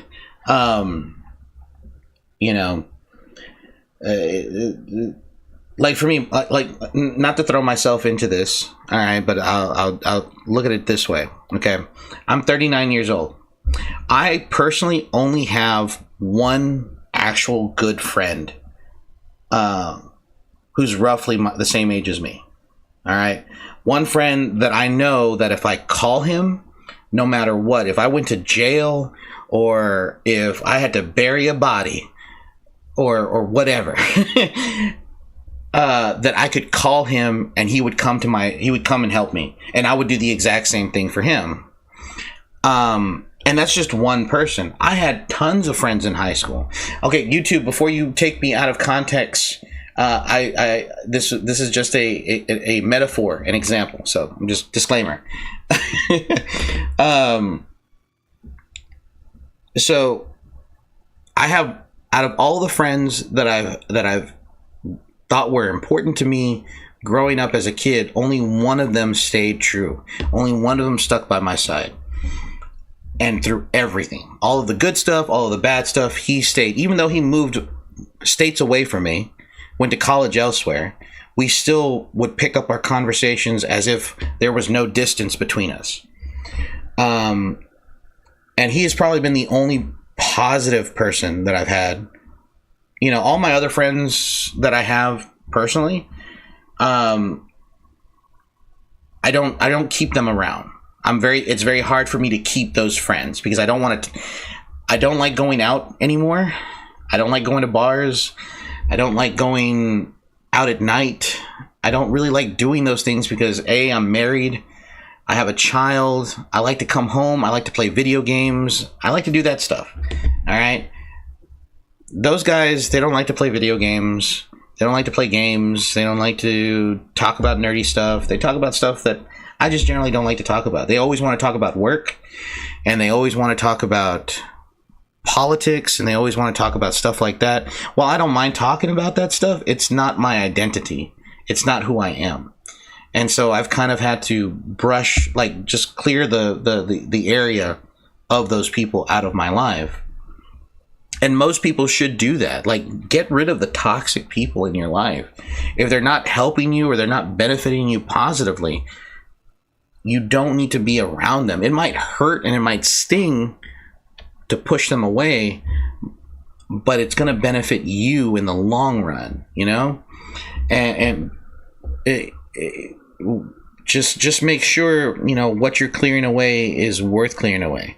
You know, you'd be really surprised on how, you know, like all the people that I've talked to in high school, they added me on Facebook, but they don't talk to me on Facebook. They don't call me over to the barbecue. They don't invite me over to dinner. They don't want to see me at a game or whatever. You know, they're just adding me on there so they can network. That's all it is, you know. And I'm not really on Facebook anyway, you know. I don't even have the app on my phone after I got kicked off of Facebook, after I got timed out of Facebook for a while. I have the avoidant attachment thing, where I still consider people my friends despite the fact that we rarely talk. But I've always had a tight-knit group of friends growing up. And that's good. You don't always want to be attached to those things. I consider most people just simply my acquaintances. I got you. Yeah, I think acquaintances is fine, but generally, like, after a while, it's very hard for me to keep friends, you know. Yeah, I mean, even people that are distant, you know, and the thing is, for me, like, personally, I'm a very open person. I'm very much, like, I don't tiptoe, I don't sugarcoat things. I do not play the politics game in terms of how I speak to people. What you see is what you get. All right. If you don't like it, you can kick rocks. All right. I have my opinions. I have my feelings. I have my thoughts. You know, if we can, I am here, or am I? I don't know, monkey. Are you? Whatever the X-Files theme song is. You know, and that's always been my thing. And as I've gotten older, I stopped caring what people thought. And that's the benefit. That's truly the benefit of getting older, is that I have cared less and less of what people think of me and what people say about me. You know, I've been called all kinds of horrible names, but I don't care.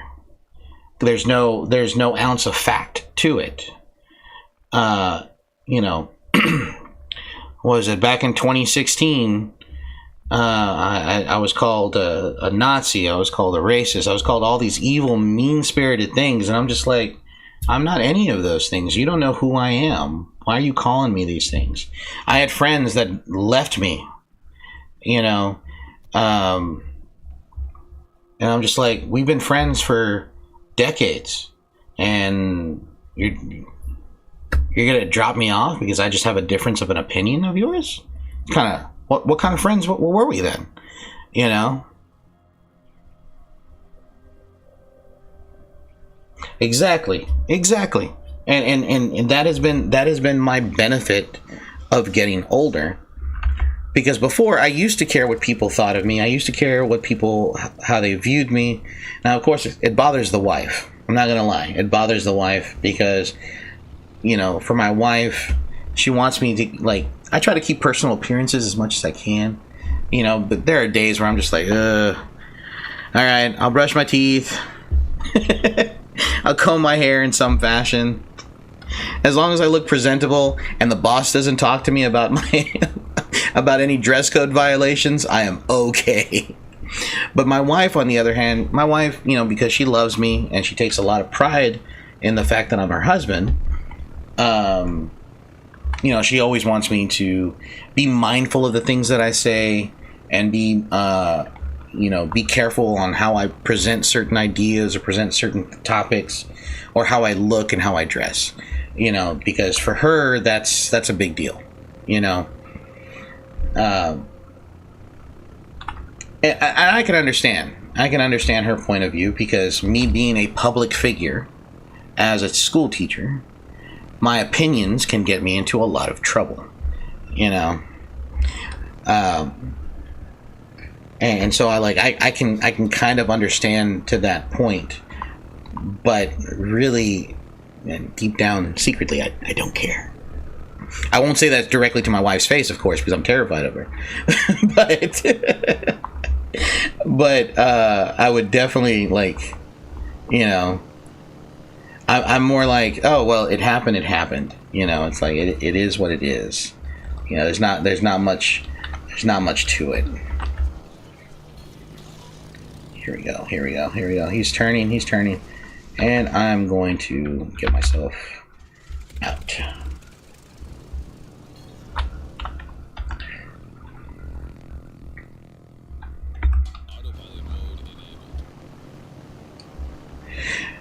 Yeah, my mom always got on to me for dressing like a bum, and I usually think before I speak, but there are times that I can be very blunt, and that's fine. Like, for me personally, people should know, I want to know where a person stands. I will respect you more, you know.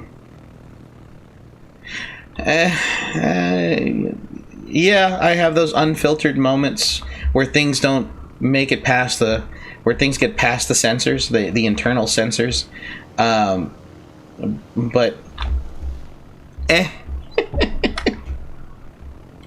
what can you do about it?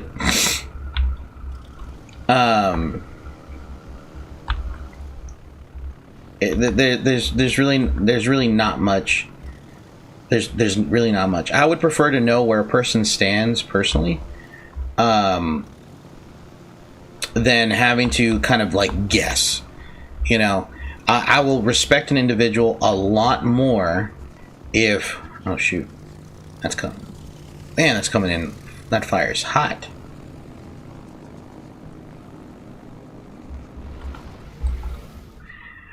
Let's do this one.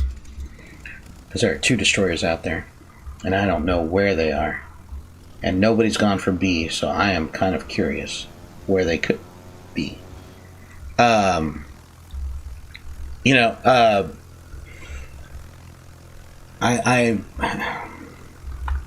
don't know. I will always respect a person who tells me right off the bat, like, this is how they feel about certain things. And respect for me is like, that's big currency for me. Welcome back, Henry. Welcome back. Currency is big for me. Like, respect is a huge currency for me. You know, even if we don't agree on things, like, I will still mutually kind of like maintain contact with you. You know, that was a terrible hit. And I saw them. 3. That's why I don't waste time and just tell people straight up I don't like them. Mostly for moments when I have to interact with them a lot. Oh, man. I wish I could do that at my job. I wish. So I would have, like, the no-nonsense people out of my direct view. You know, if I could just tell people that at work, I'd be so happy.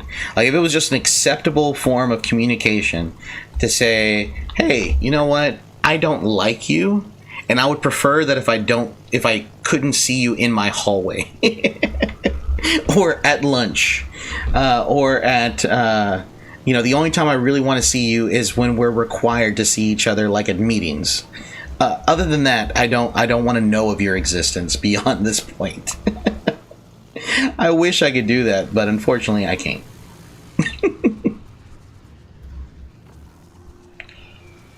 Oh, that was a good hit. That dude's on fire.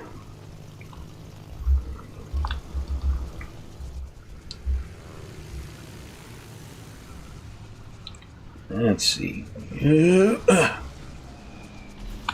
Sorry, another fire on that guy. All right, let's throw some torpedoes his way.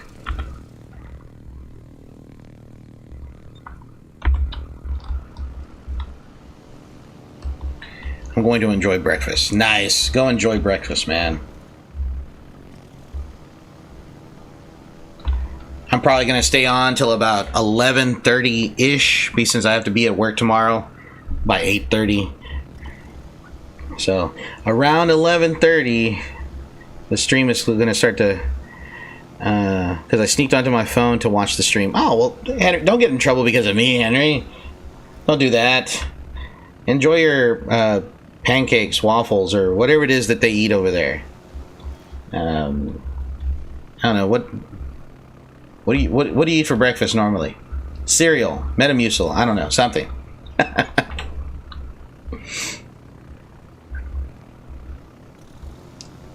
Metamucil, that's fiber, that's for old people. I will stay here for you.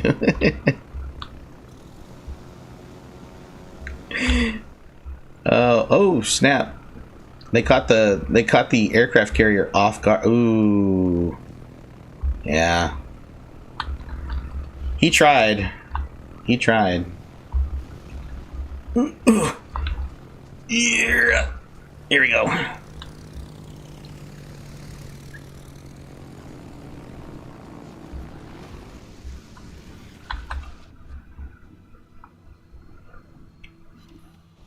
Scored 2 hits off of that carrier, so I'm kind of happy about that. But we're losing. I'm going to have steamed buns for breakfast. Nice. What's filled inside the steamed buns?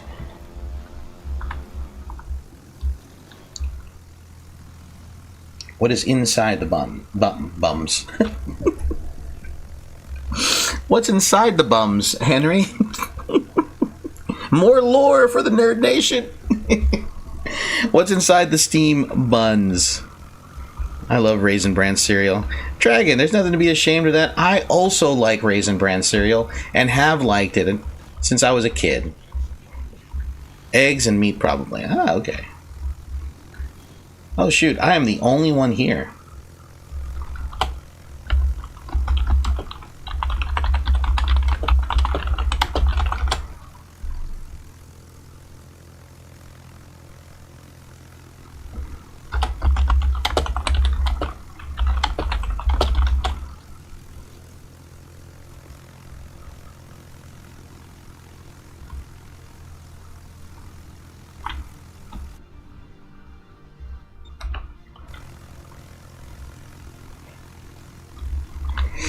That's funny. Alright. Alright, let's see.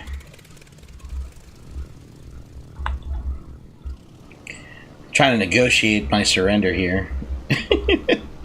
I'm the only one that has survived. I mean, I probably could.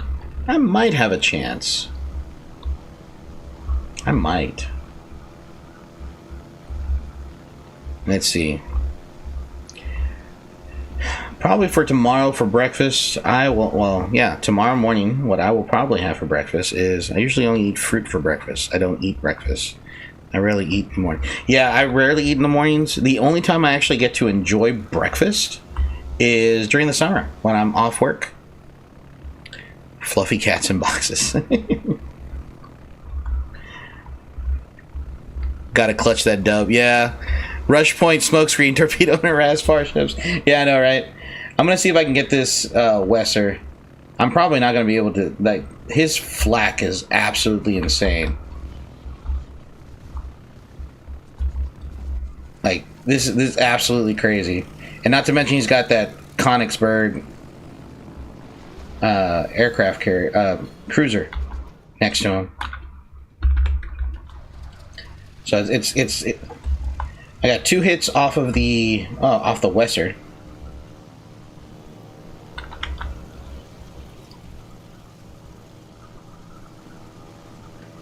Hopefully my anti-aircraft capabilities will be okay. The Wesser German aircraft carriers are like high flying bombers, so they're kind of tricky, and I'm not really good with them. Holy crap! I really did a number on the Wesser.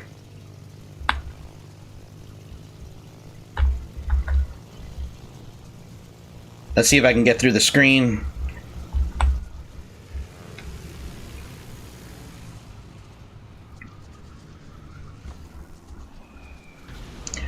Oh, got it. Gotcha.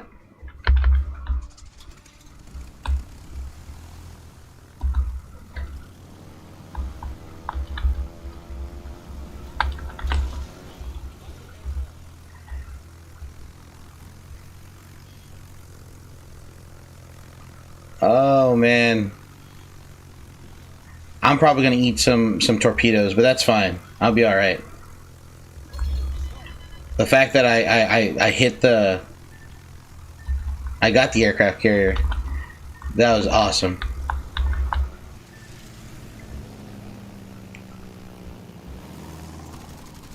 Oof, that's a maybe. Yeah, that wasn't gonna happen.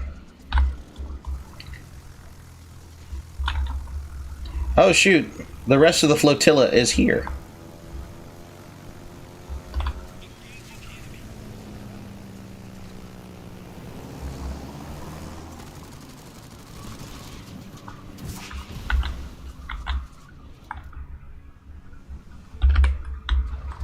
Cat in a cardboard tank. Yeah, I saw that on TikTok. I was absolutely crying about that. I'm going to nap now. All right, Extra, you have a wonderful nap, man. You enjoy your nap.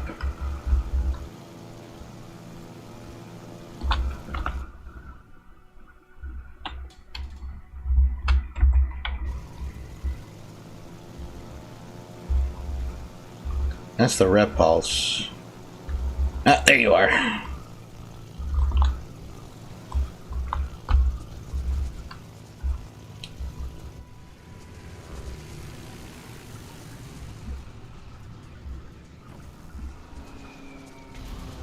Got it.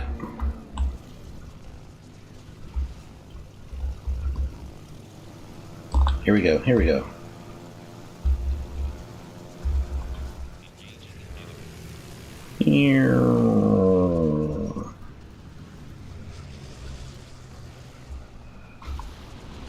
Oof, that was a good hit. Not gonna lie. Kind of proud of myself on that one. I'm still kind of far away. Like, I'm almost out of planes. Like, at least planes that are gonna hit huge. Yep, they spotted me.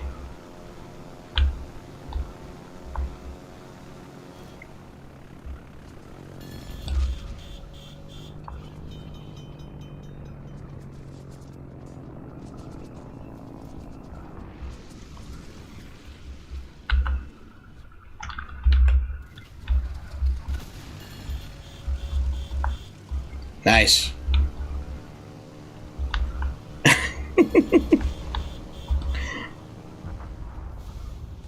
Oh, they sank me.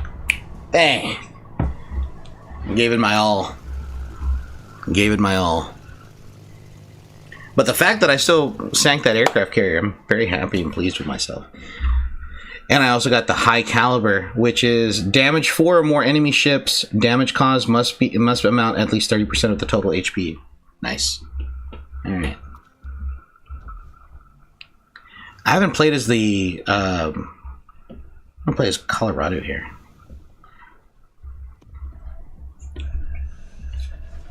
Still had some good hits. Yeah, proud of myself on that one. Man, I was gonna say something. We had so many topics of discussion. This just in the last. I mean, this has been a very good 2-hour stream. We talked about a lot of stuff. I'm actually kind of happy about that. I'm gonna have to go back. I'm gonna have to go back in and change the title to Tuesday. I'm crying. My mama's dying. Oh, I'm sorry to hear that, man. Yikes. That's never fun.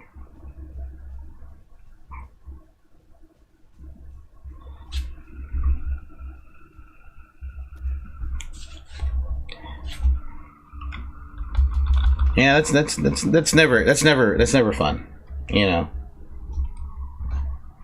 Oh, ouch.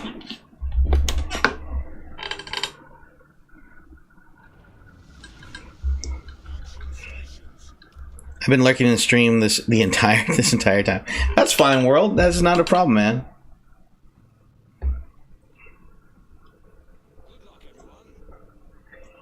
I have no problem with the lurks.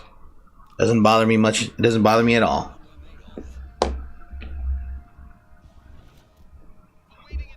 What did my wife send me?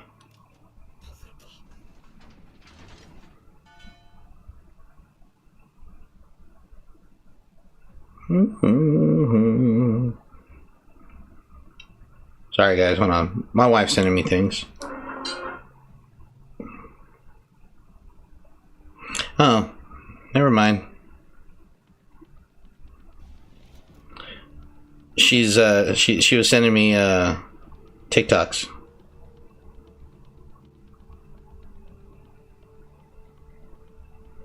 What?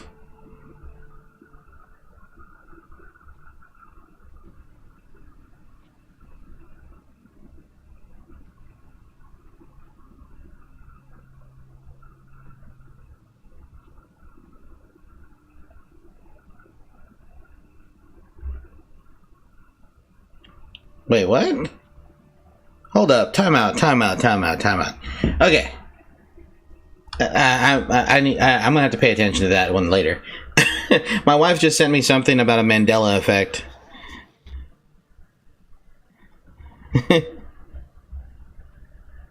Oh, come on. I wish growing up I was able to call my grandmother Mima or Mama. All right, as part of the part of the Latino community, it was always abuela or abuelita or tita. You know, it was always something like that.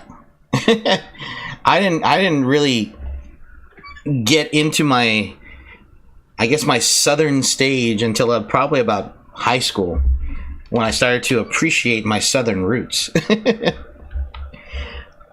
I wish I could have called my grandfather Pawpaw or Peepaw. Every time I'm watching like things on like Southern TikTok and they're talking about their mammy or mama or whoever, Big Mama, it always like, man, I never had those kind of names for my grandparents. Ooh, man, that destroyer got wrecked, dude. There's another Colorado right there.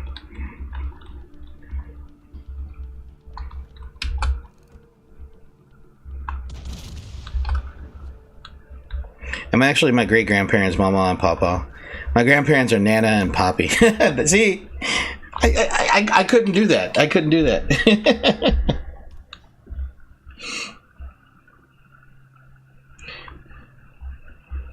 Like, and every time that I would call my like, for us, it's Tia, which is my aunt, and Theo, which is uncle.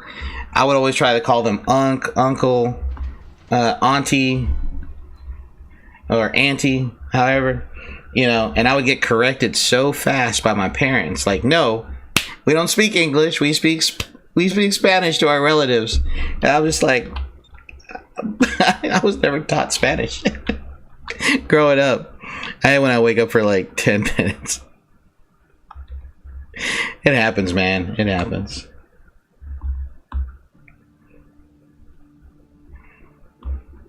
Unk. Yeah. And see you later, Henry. Thanks for stopping by, man. Enjoy the rest of your day.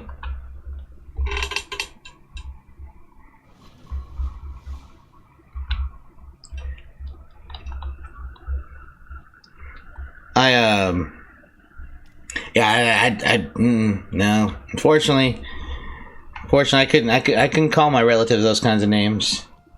And like, even now, like, I'm starting to get my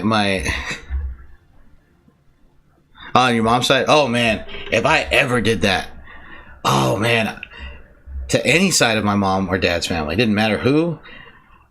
Oh, they would break out the belt lickety split. All right, you respected your elders. You do not call them by their first name.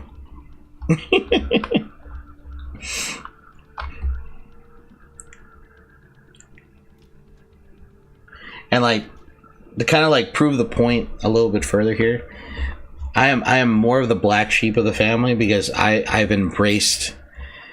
I never got to meet my papa. Man, I never got to meet my mom's dad. He passed away before I got a chance to.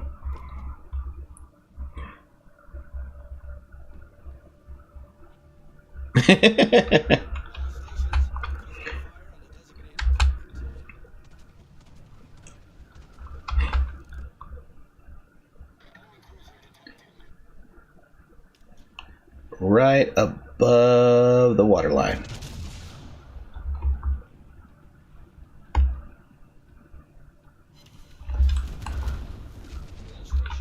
Oof, that hurt too.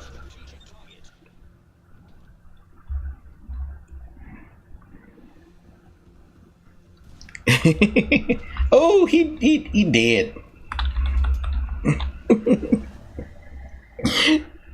I'm trying to remember what was it, Family Guy or was it The Simpsons, when it was either Homer or Peter. They went to Kentucky and they went to go look for the Colonel, and there's a guy behind, like obvious, supposed to be redneck white trash, behind the counter of a KFC, and he's like, "We're here to see the Colonel. He dead." Like, it was just so matter of factly, like, I don't know why that cracked me up so much.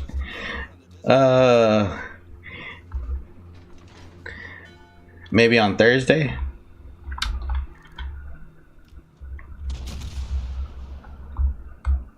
Oh shoot. Got him.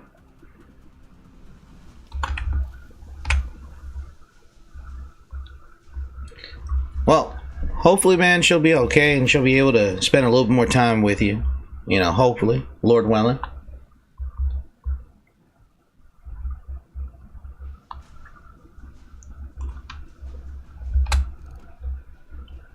What the hell?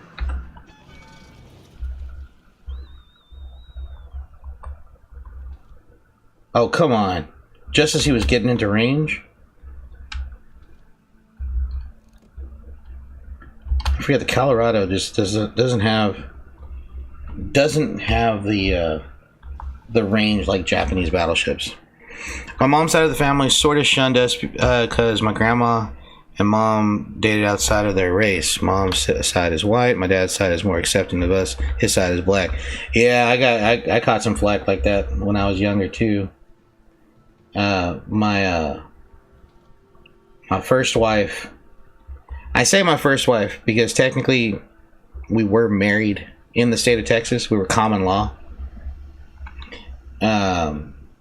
She was black. She was Nigerian, and it didn't pan out, obviously, because she's my first wife. But it was kind of like a mutual breakup. We had been high school sweethearts, just didn't pan out. But yeah, I caught a lot of flack for that when I was younger. Oh man, I remember like all the mean things my cousins would say. Like, dude, like, don't get me wrong, I can say off the cuff stuff too. You know, like I have like racism. Like, I know this sounds bad, but this is just a generational thing. Like, I have no issue with racism itself in terms of like light racism. You know, if it's all in jokes and good fun, I can laugh at myself for being Hispanic. I can laugh at myself for also being white at sometimes. But like, if it goes anything beyond that, nah, I don't fuck with that. I mean, I don't mess with that. Excuse me. This is a family-friendly channel. I shouldn't be saying curse words.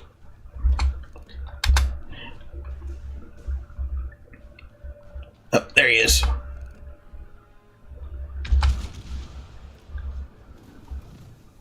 I was wondering where he was.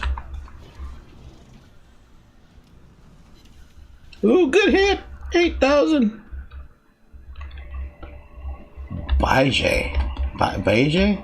I don't even know what that is.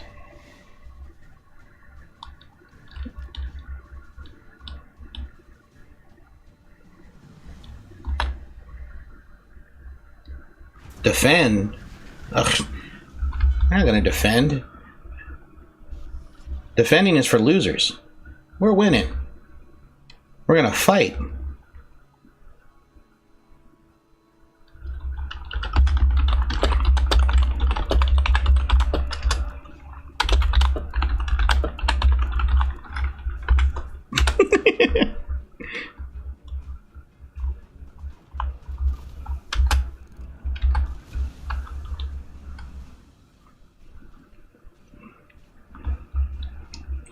Yeah, open heart surgery, man. Like I said, like Dragon says, is big, and do hope that she pulls through, man.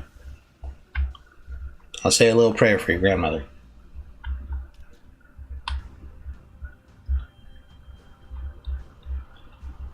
But yeah, I'm just like, man, you know, growing up, it was very much like. I always laughed because I was clearly the black sheep of the family, which always made me laugh. Oh, where did these come from?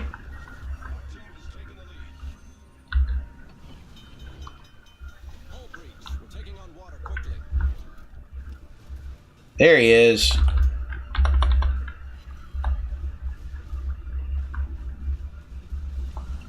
Look at that guy.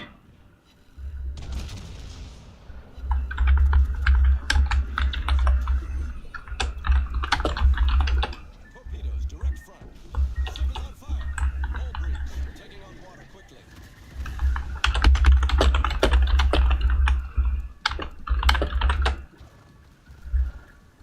Torpedoes, get ahead.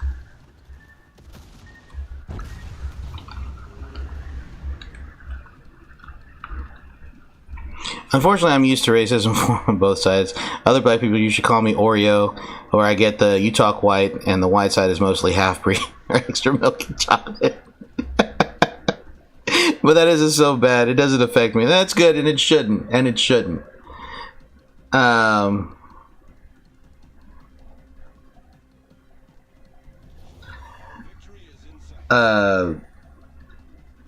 it shouldn't. You know, like for me personally, if I always get this from a lot of people when they hear me talk or they hear me speak, they're just like, "Are you sure you're from Texas? You don't sound like you're Texan." Yeah, I know. I don't, and I live in mostly a rural area for the most part. It will come out every now and then, depending on how excited I am. The same thing with my accent. I do have somewhat of a South Texas Hispanic accent, and it only comes out in certain periods. All right. And my cousins would always make fun of me because, like, hey, you talk white, or why do you talk this way, or like this and that. Personally, you know, it's not that I hate it. It's just that because I work in a school, I have to sound professional. Let's just put it at that. Not so much white or a certain way. I need to sound educated, and I need to sound professional. I can't have my Southern Texas drawl accent come out as I'm talking to my students because they might not understand me and understand the information. I need to be able to explicitly tell them certain information, right? So I generally get a lot of flack from a lot of people. You know, I had one teacher win 4 battles, earn. Oh, cool. All right. And he called though as a tar baby from my uncle. I'm pretty light skin low. I don't know why. A tar baby. Oh man, I've been called a coconut. I'm brown on the outside, white on the inside. That always made me laugh. That like legitimately always made me laugh when somebody would call me a coconut. Because I like coconuts. Armory. Let me go to the armory real quick. Because I don't think I bought. That's right. I haven't.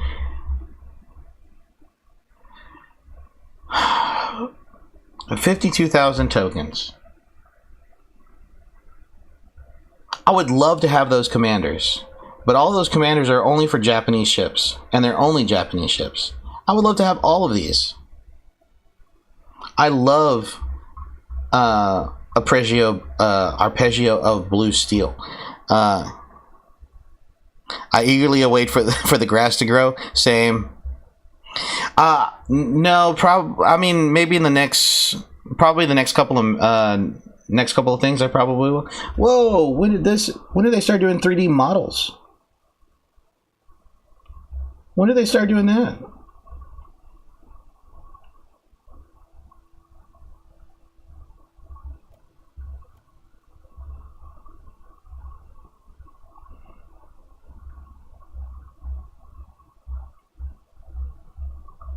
That's cool.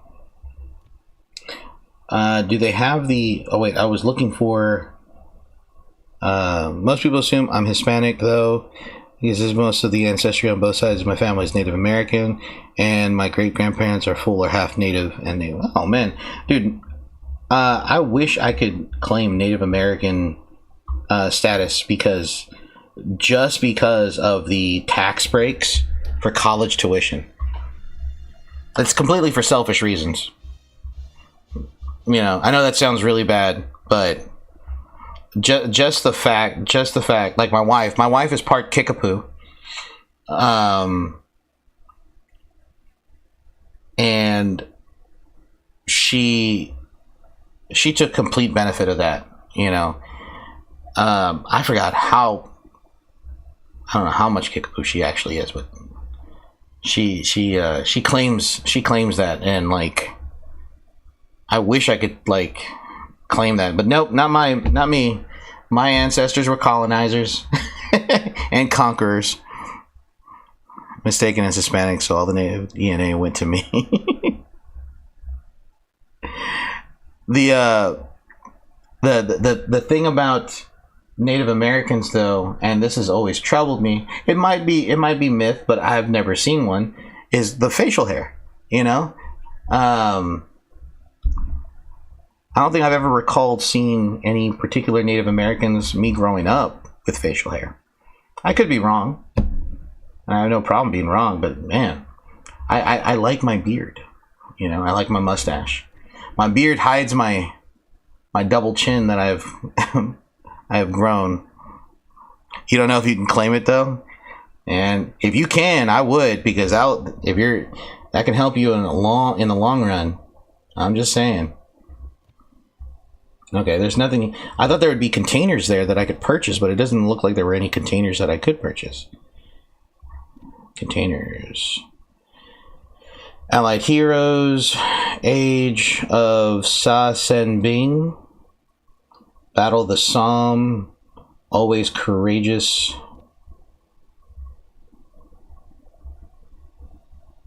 Dunkirk,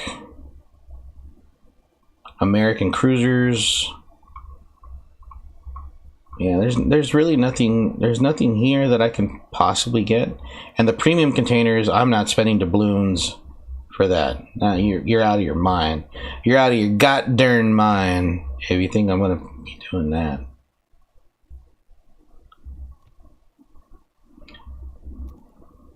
But the amount of times other Spanish-speaking people have come up to me assuming I speak Spanish is actually crazy. Really?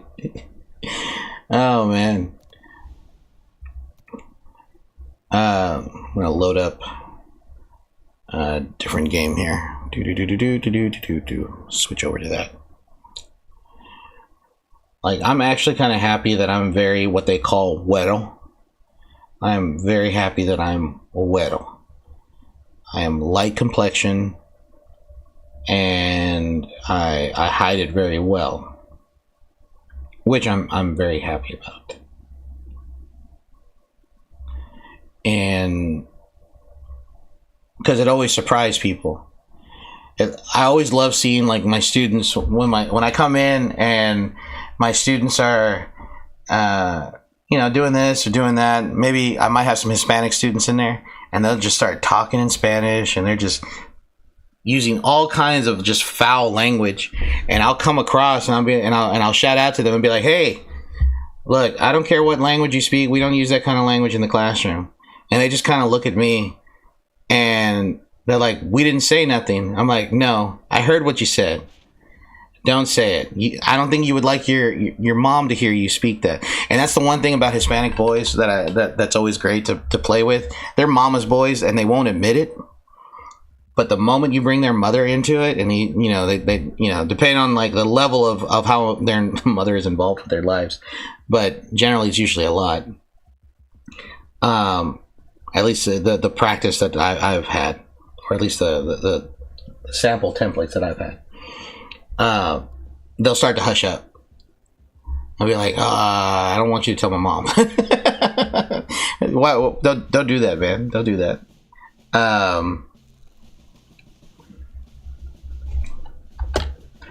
So it's always funny. It's always funny to see the looks on their faces when they're just, like, completely shocked, and they're just like, "Wait,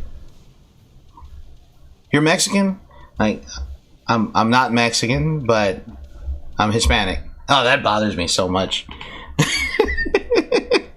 I remember the funniest time is when I was with my very pale mom, and we were at the flea market, and the fruit lady didn't speak very good English, and she turned and spoke to me instead of my mom.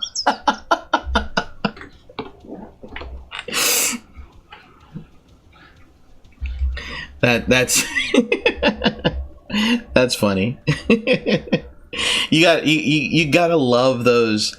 You gotta love those interactions. They're just like, no hablo inglés, no hablo español. And for me personally, like, I try to annoy my students in the way that I speak Spanish. Like, I can speak Spanish pretty like, I'm not gonna say decently, but enough to have, like, a very light conversation with people.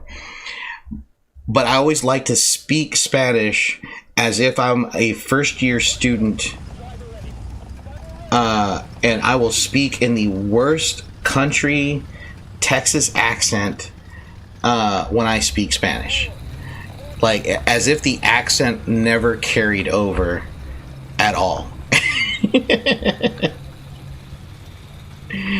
And I absolutely love doing it. I annoy my wife with it. I annoy my students with it. I've even annoyed my parents with that, and it has been comedy gold for me, because, again, I'm an asshole. I'll admit it. I freely admit that, and I like to piss people off because it's fun.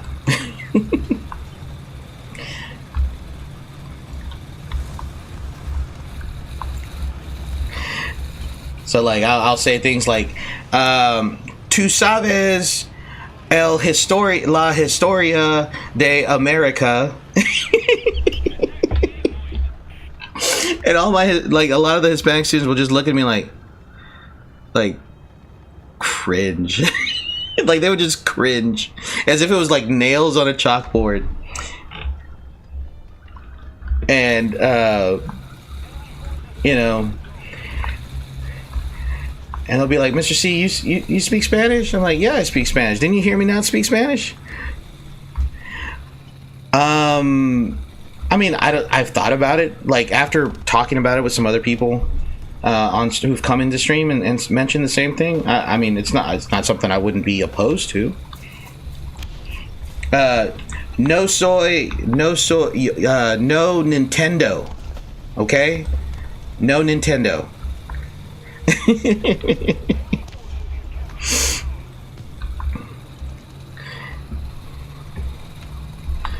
No sabes que palabra. And I always try to like mess up the conjugation on purpose because it's just absolutely hilarious. Got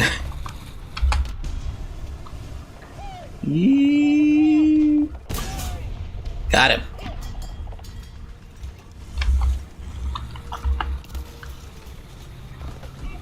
No Nintendo, right? That's right. Just look them square in the eye and just say no Nintendo.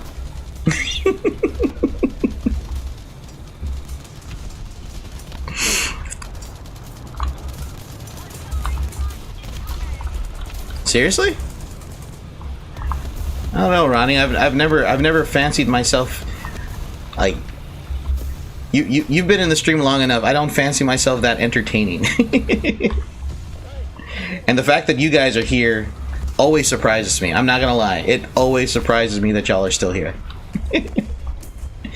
I'm not saying that I don't want y'all to be here. I'm just surprised that people stay as long as they do.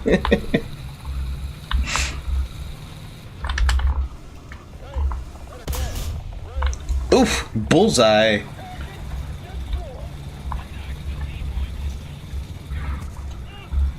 I understand it better and I can read it better than anything else. Are we really gonna spawn camp, guys? Let's not spawn camp. That's not cool.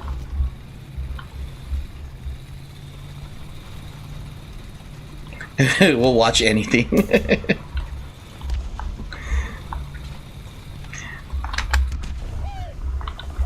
Oh, hey, Dorcas. But yeah, I just you'll watch anything, Dragon. That makes me feel a lot better.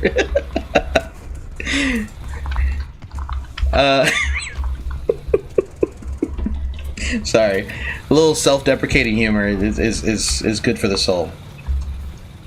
No, I mean I'm not upfront to it. I would. I don't know. Maybe tomorrow. Maybe tomorrow I can stream tomorrow. On Twitch and on YouTube and see what happens. Some people just put on streams for background noise, and even then, I mean, I'm okay with that too. You know. Oof.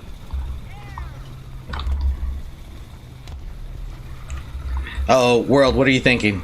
World, World, what's the thinking emoji for?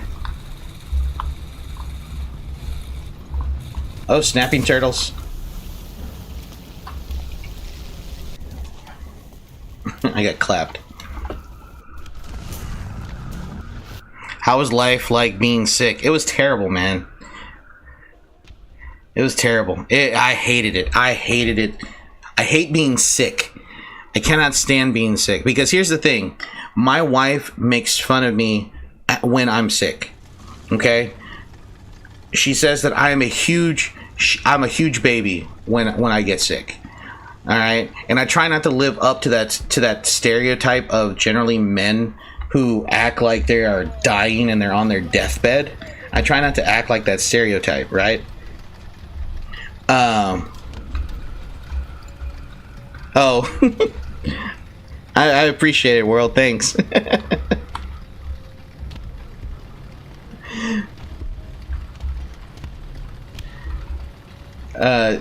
Generally, if I don't see any notifications, that means my hot takes didn't reach the surface, and I'm happy.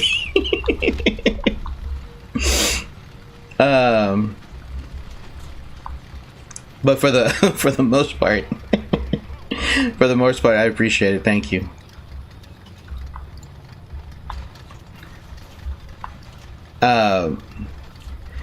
Yeah, I try not to live up to that stereotype. I'm the type of sick that's denial sick until I'm bedridden. And you see, that's me. For most things, that stereotype I live up to as a man. As a man, I live up to that stereotype. I am not going to see the doctor unless I've lost an arm, maybe. All right, and I am on the floor. Passed out, and I cannot give consent to not see the doctor. That's the only time I will see the doctor, if I'm unable to give consent to not see it, not see him. And I'm okay with that. And I am in terms of like sickness, I try to really not live up to the stereotype that I'm on my deathbed, and I try to do it that way. But my wife, she is constantly making fun of me for it. And so what I'll do is... Ooh, am I safe? Am I safe? Critical hit. Gunner, commander. Okay, he's knocked out. Come on.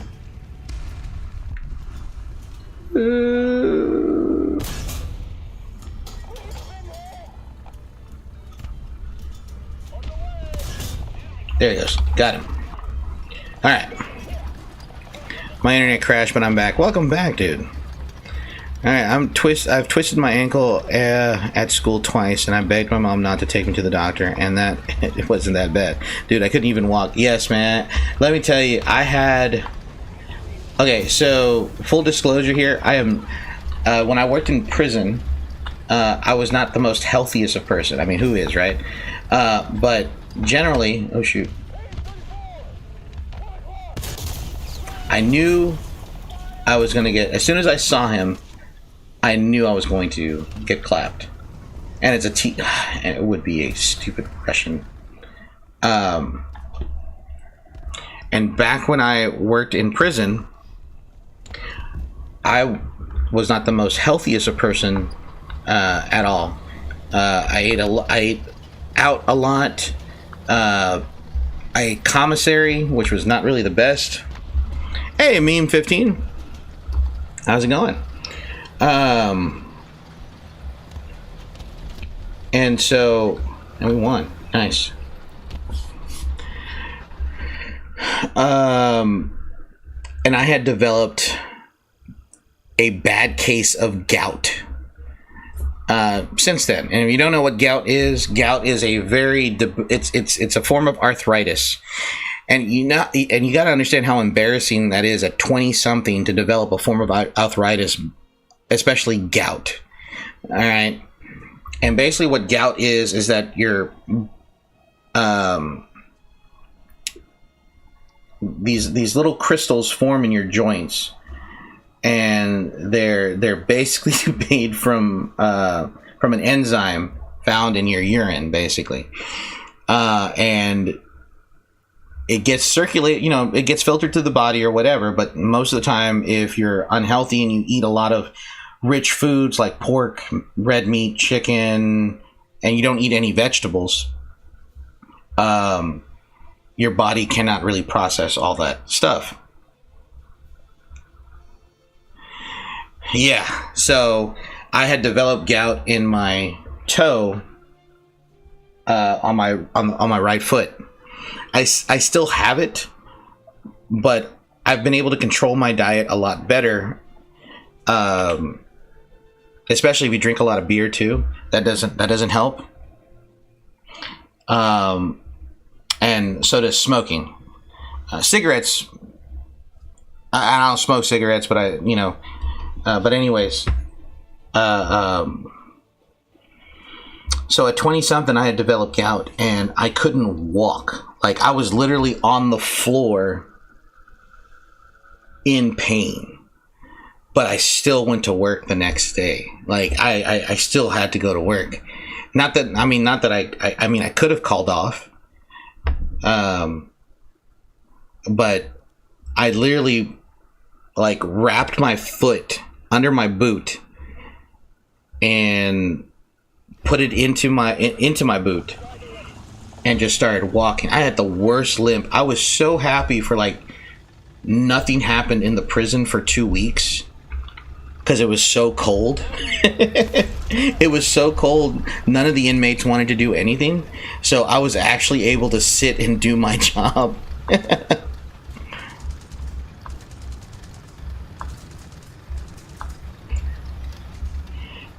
Yeah, I don't drink a whole lot. When I was younger, I used to drink like a fish out of water.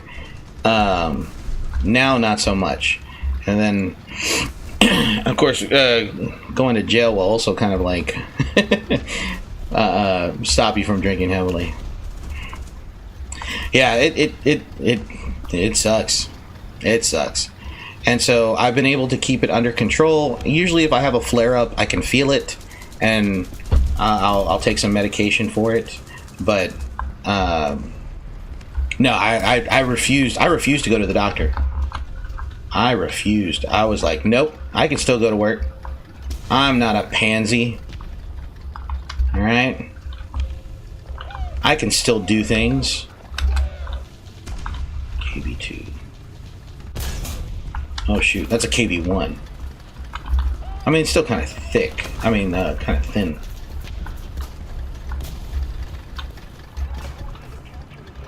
I might need some help here, guys. I think I've put myself into a position that I'd rather not be.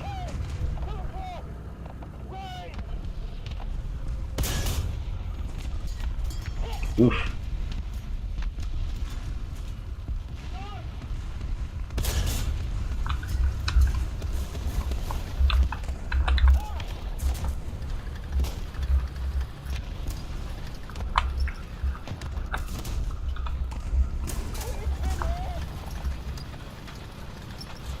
Hold on.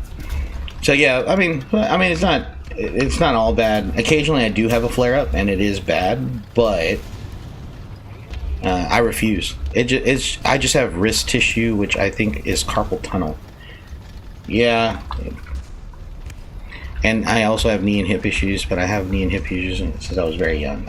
Okay, well, if you've had it since you were very young, then it's just like it's one of those things that you can't get rid of, unfortunately. All right, I think I'm safe. Oh, and I get it bad. Oh, yeah, those I used to get quite a bit.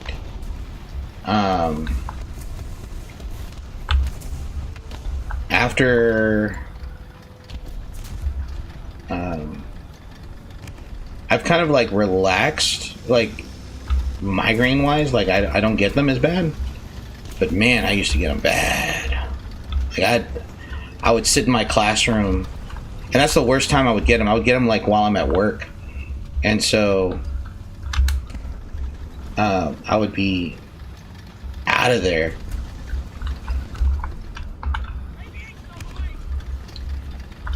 Like in my classroom in the dark. Like a weirdo. Waiting for the migraine to pass, or at least just to get to that point. Oh, you dirty rat.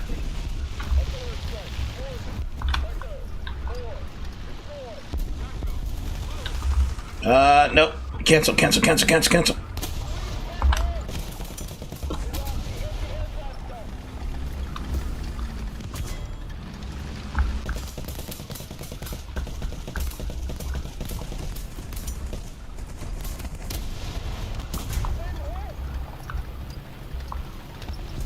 Ah! I need help. I need help. Oh, snap. I need an adult.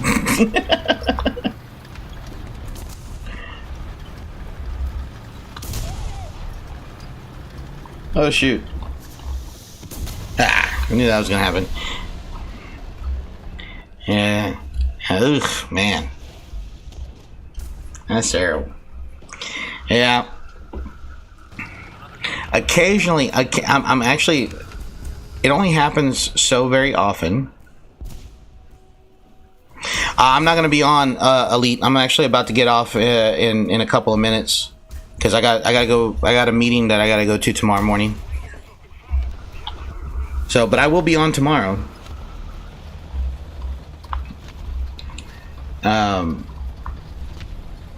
When I worked in the prison, I actually got stabbed, and my stab wound hurt probably for the longest of time. And occasionally, from time to time, it does still hurt. Even now, it's been a couple of years since I've been stabbed, but I'm gonna try to stream early if I can. If I can get on at 8 o'clock, if I can get on at 8 o'clock, then I will try to stream at 8. If not, it'll be from 9 to 11 or 11:30, depending on what time I have to go to work on Friday, because Friday. Hold on. Okay, so meeting tomorrow. Thursday is going to be the 1st, so teachers are actually expected to go back. Oh shoot. Teachers are supposed to be going back around the 1st of August. So I'll be going back to work in the morning, so that means my streams, at least during the week. And I think a lot of people still don't know what insurance is. I think my streams are probably I'm gonna try to start early, but that means I'll end at like 11 or 11:30.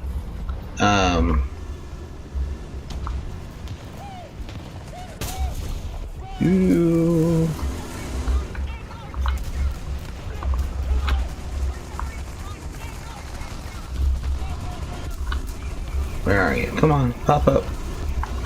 Pop up. Ah, shoot. Let me get out of here. That T-34 can see me.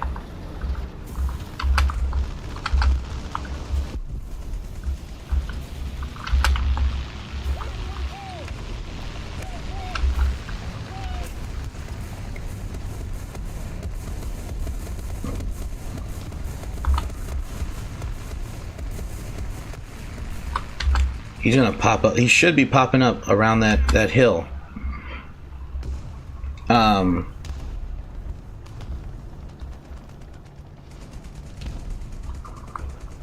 There he is, right there.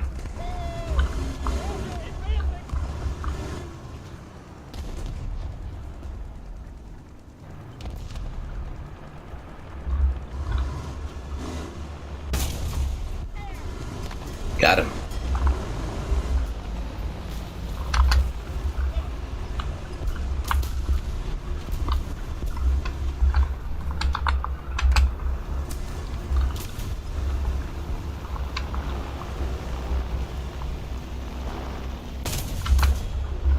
Good hit.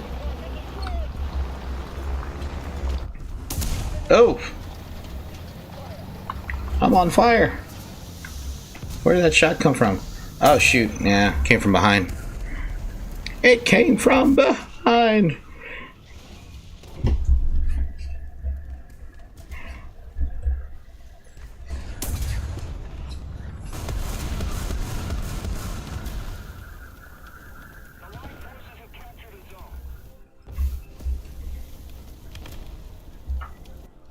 All right, here we go.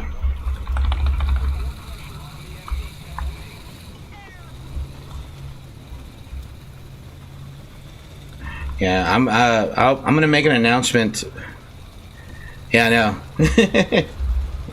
I'm gonna make an announcement in the Discord and in community tab in YouTube.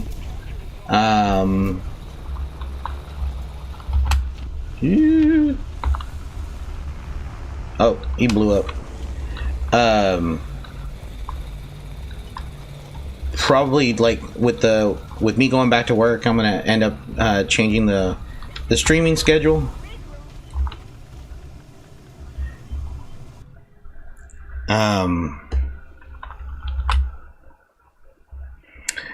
Yeah, so probably what's going to end up happening is we are going to be changing the streaming schedule just a little bit. I'm going to try to start earlier because now that my wife is going back to work, we need to put our daughter to bed a little bit sooner as well. Me going back to work, I'm going to have to start, going to bed earlier, so I can be fresh as a daisy for my students. But I'm going to try starting at 8 o'clock if I can, or at least until we can get my daughter back on her sleep schedule, on her regular sleep schedule. If I can start at 7, that'd be great too. But we'll see. And then on the weekends, we'll probably end up staying the same, probably like 8:39 till about like 1 or 2 in the morning, or whenever people get tired. But it's been fun, guys, and I know that I thought today was Wednesday. That's why I was there, but it is what it is, and thank you all for joining me. I do appreciate y'all coming in and listening to an old man rant. I really do appreciate it. So I will see you around in the next one, guys, tomorrow, hopefully. If I'm not too tired. I probably won't be. It's only from 8:30 to 12, unless they have us doing something. But yeah, guys, I'll see you in the next one. Take care of yourself and each other, guys. Bye-bye. God bless.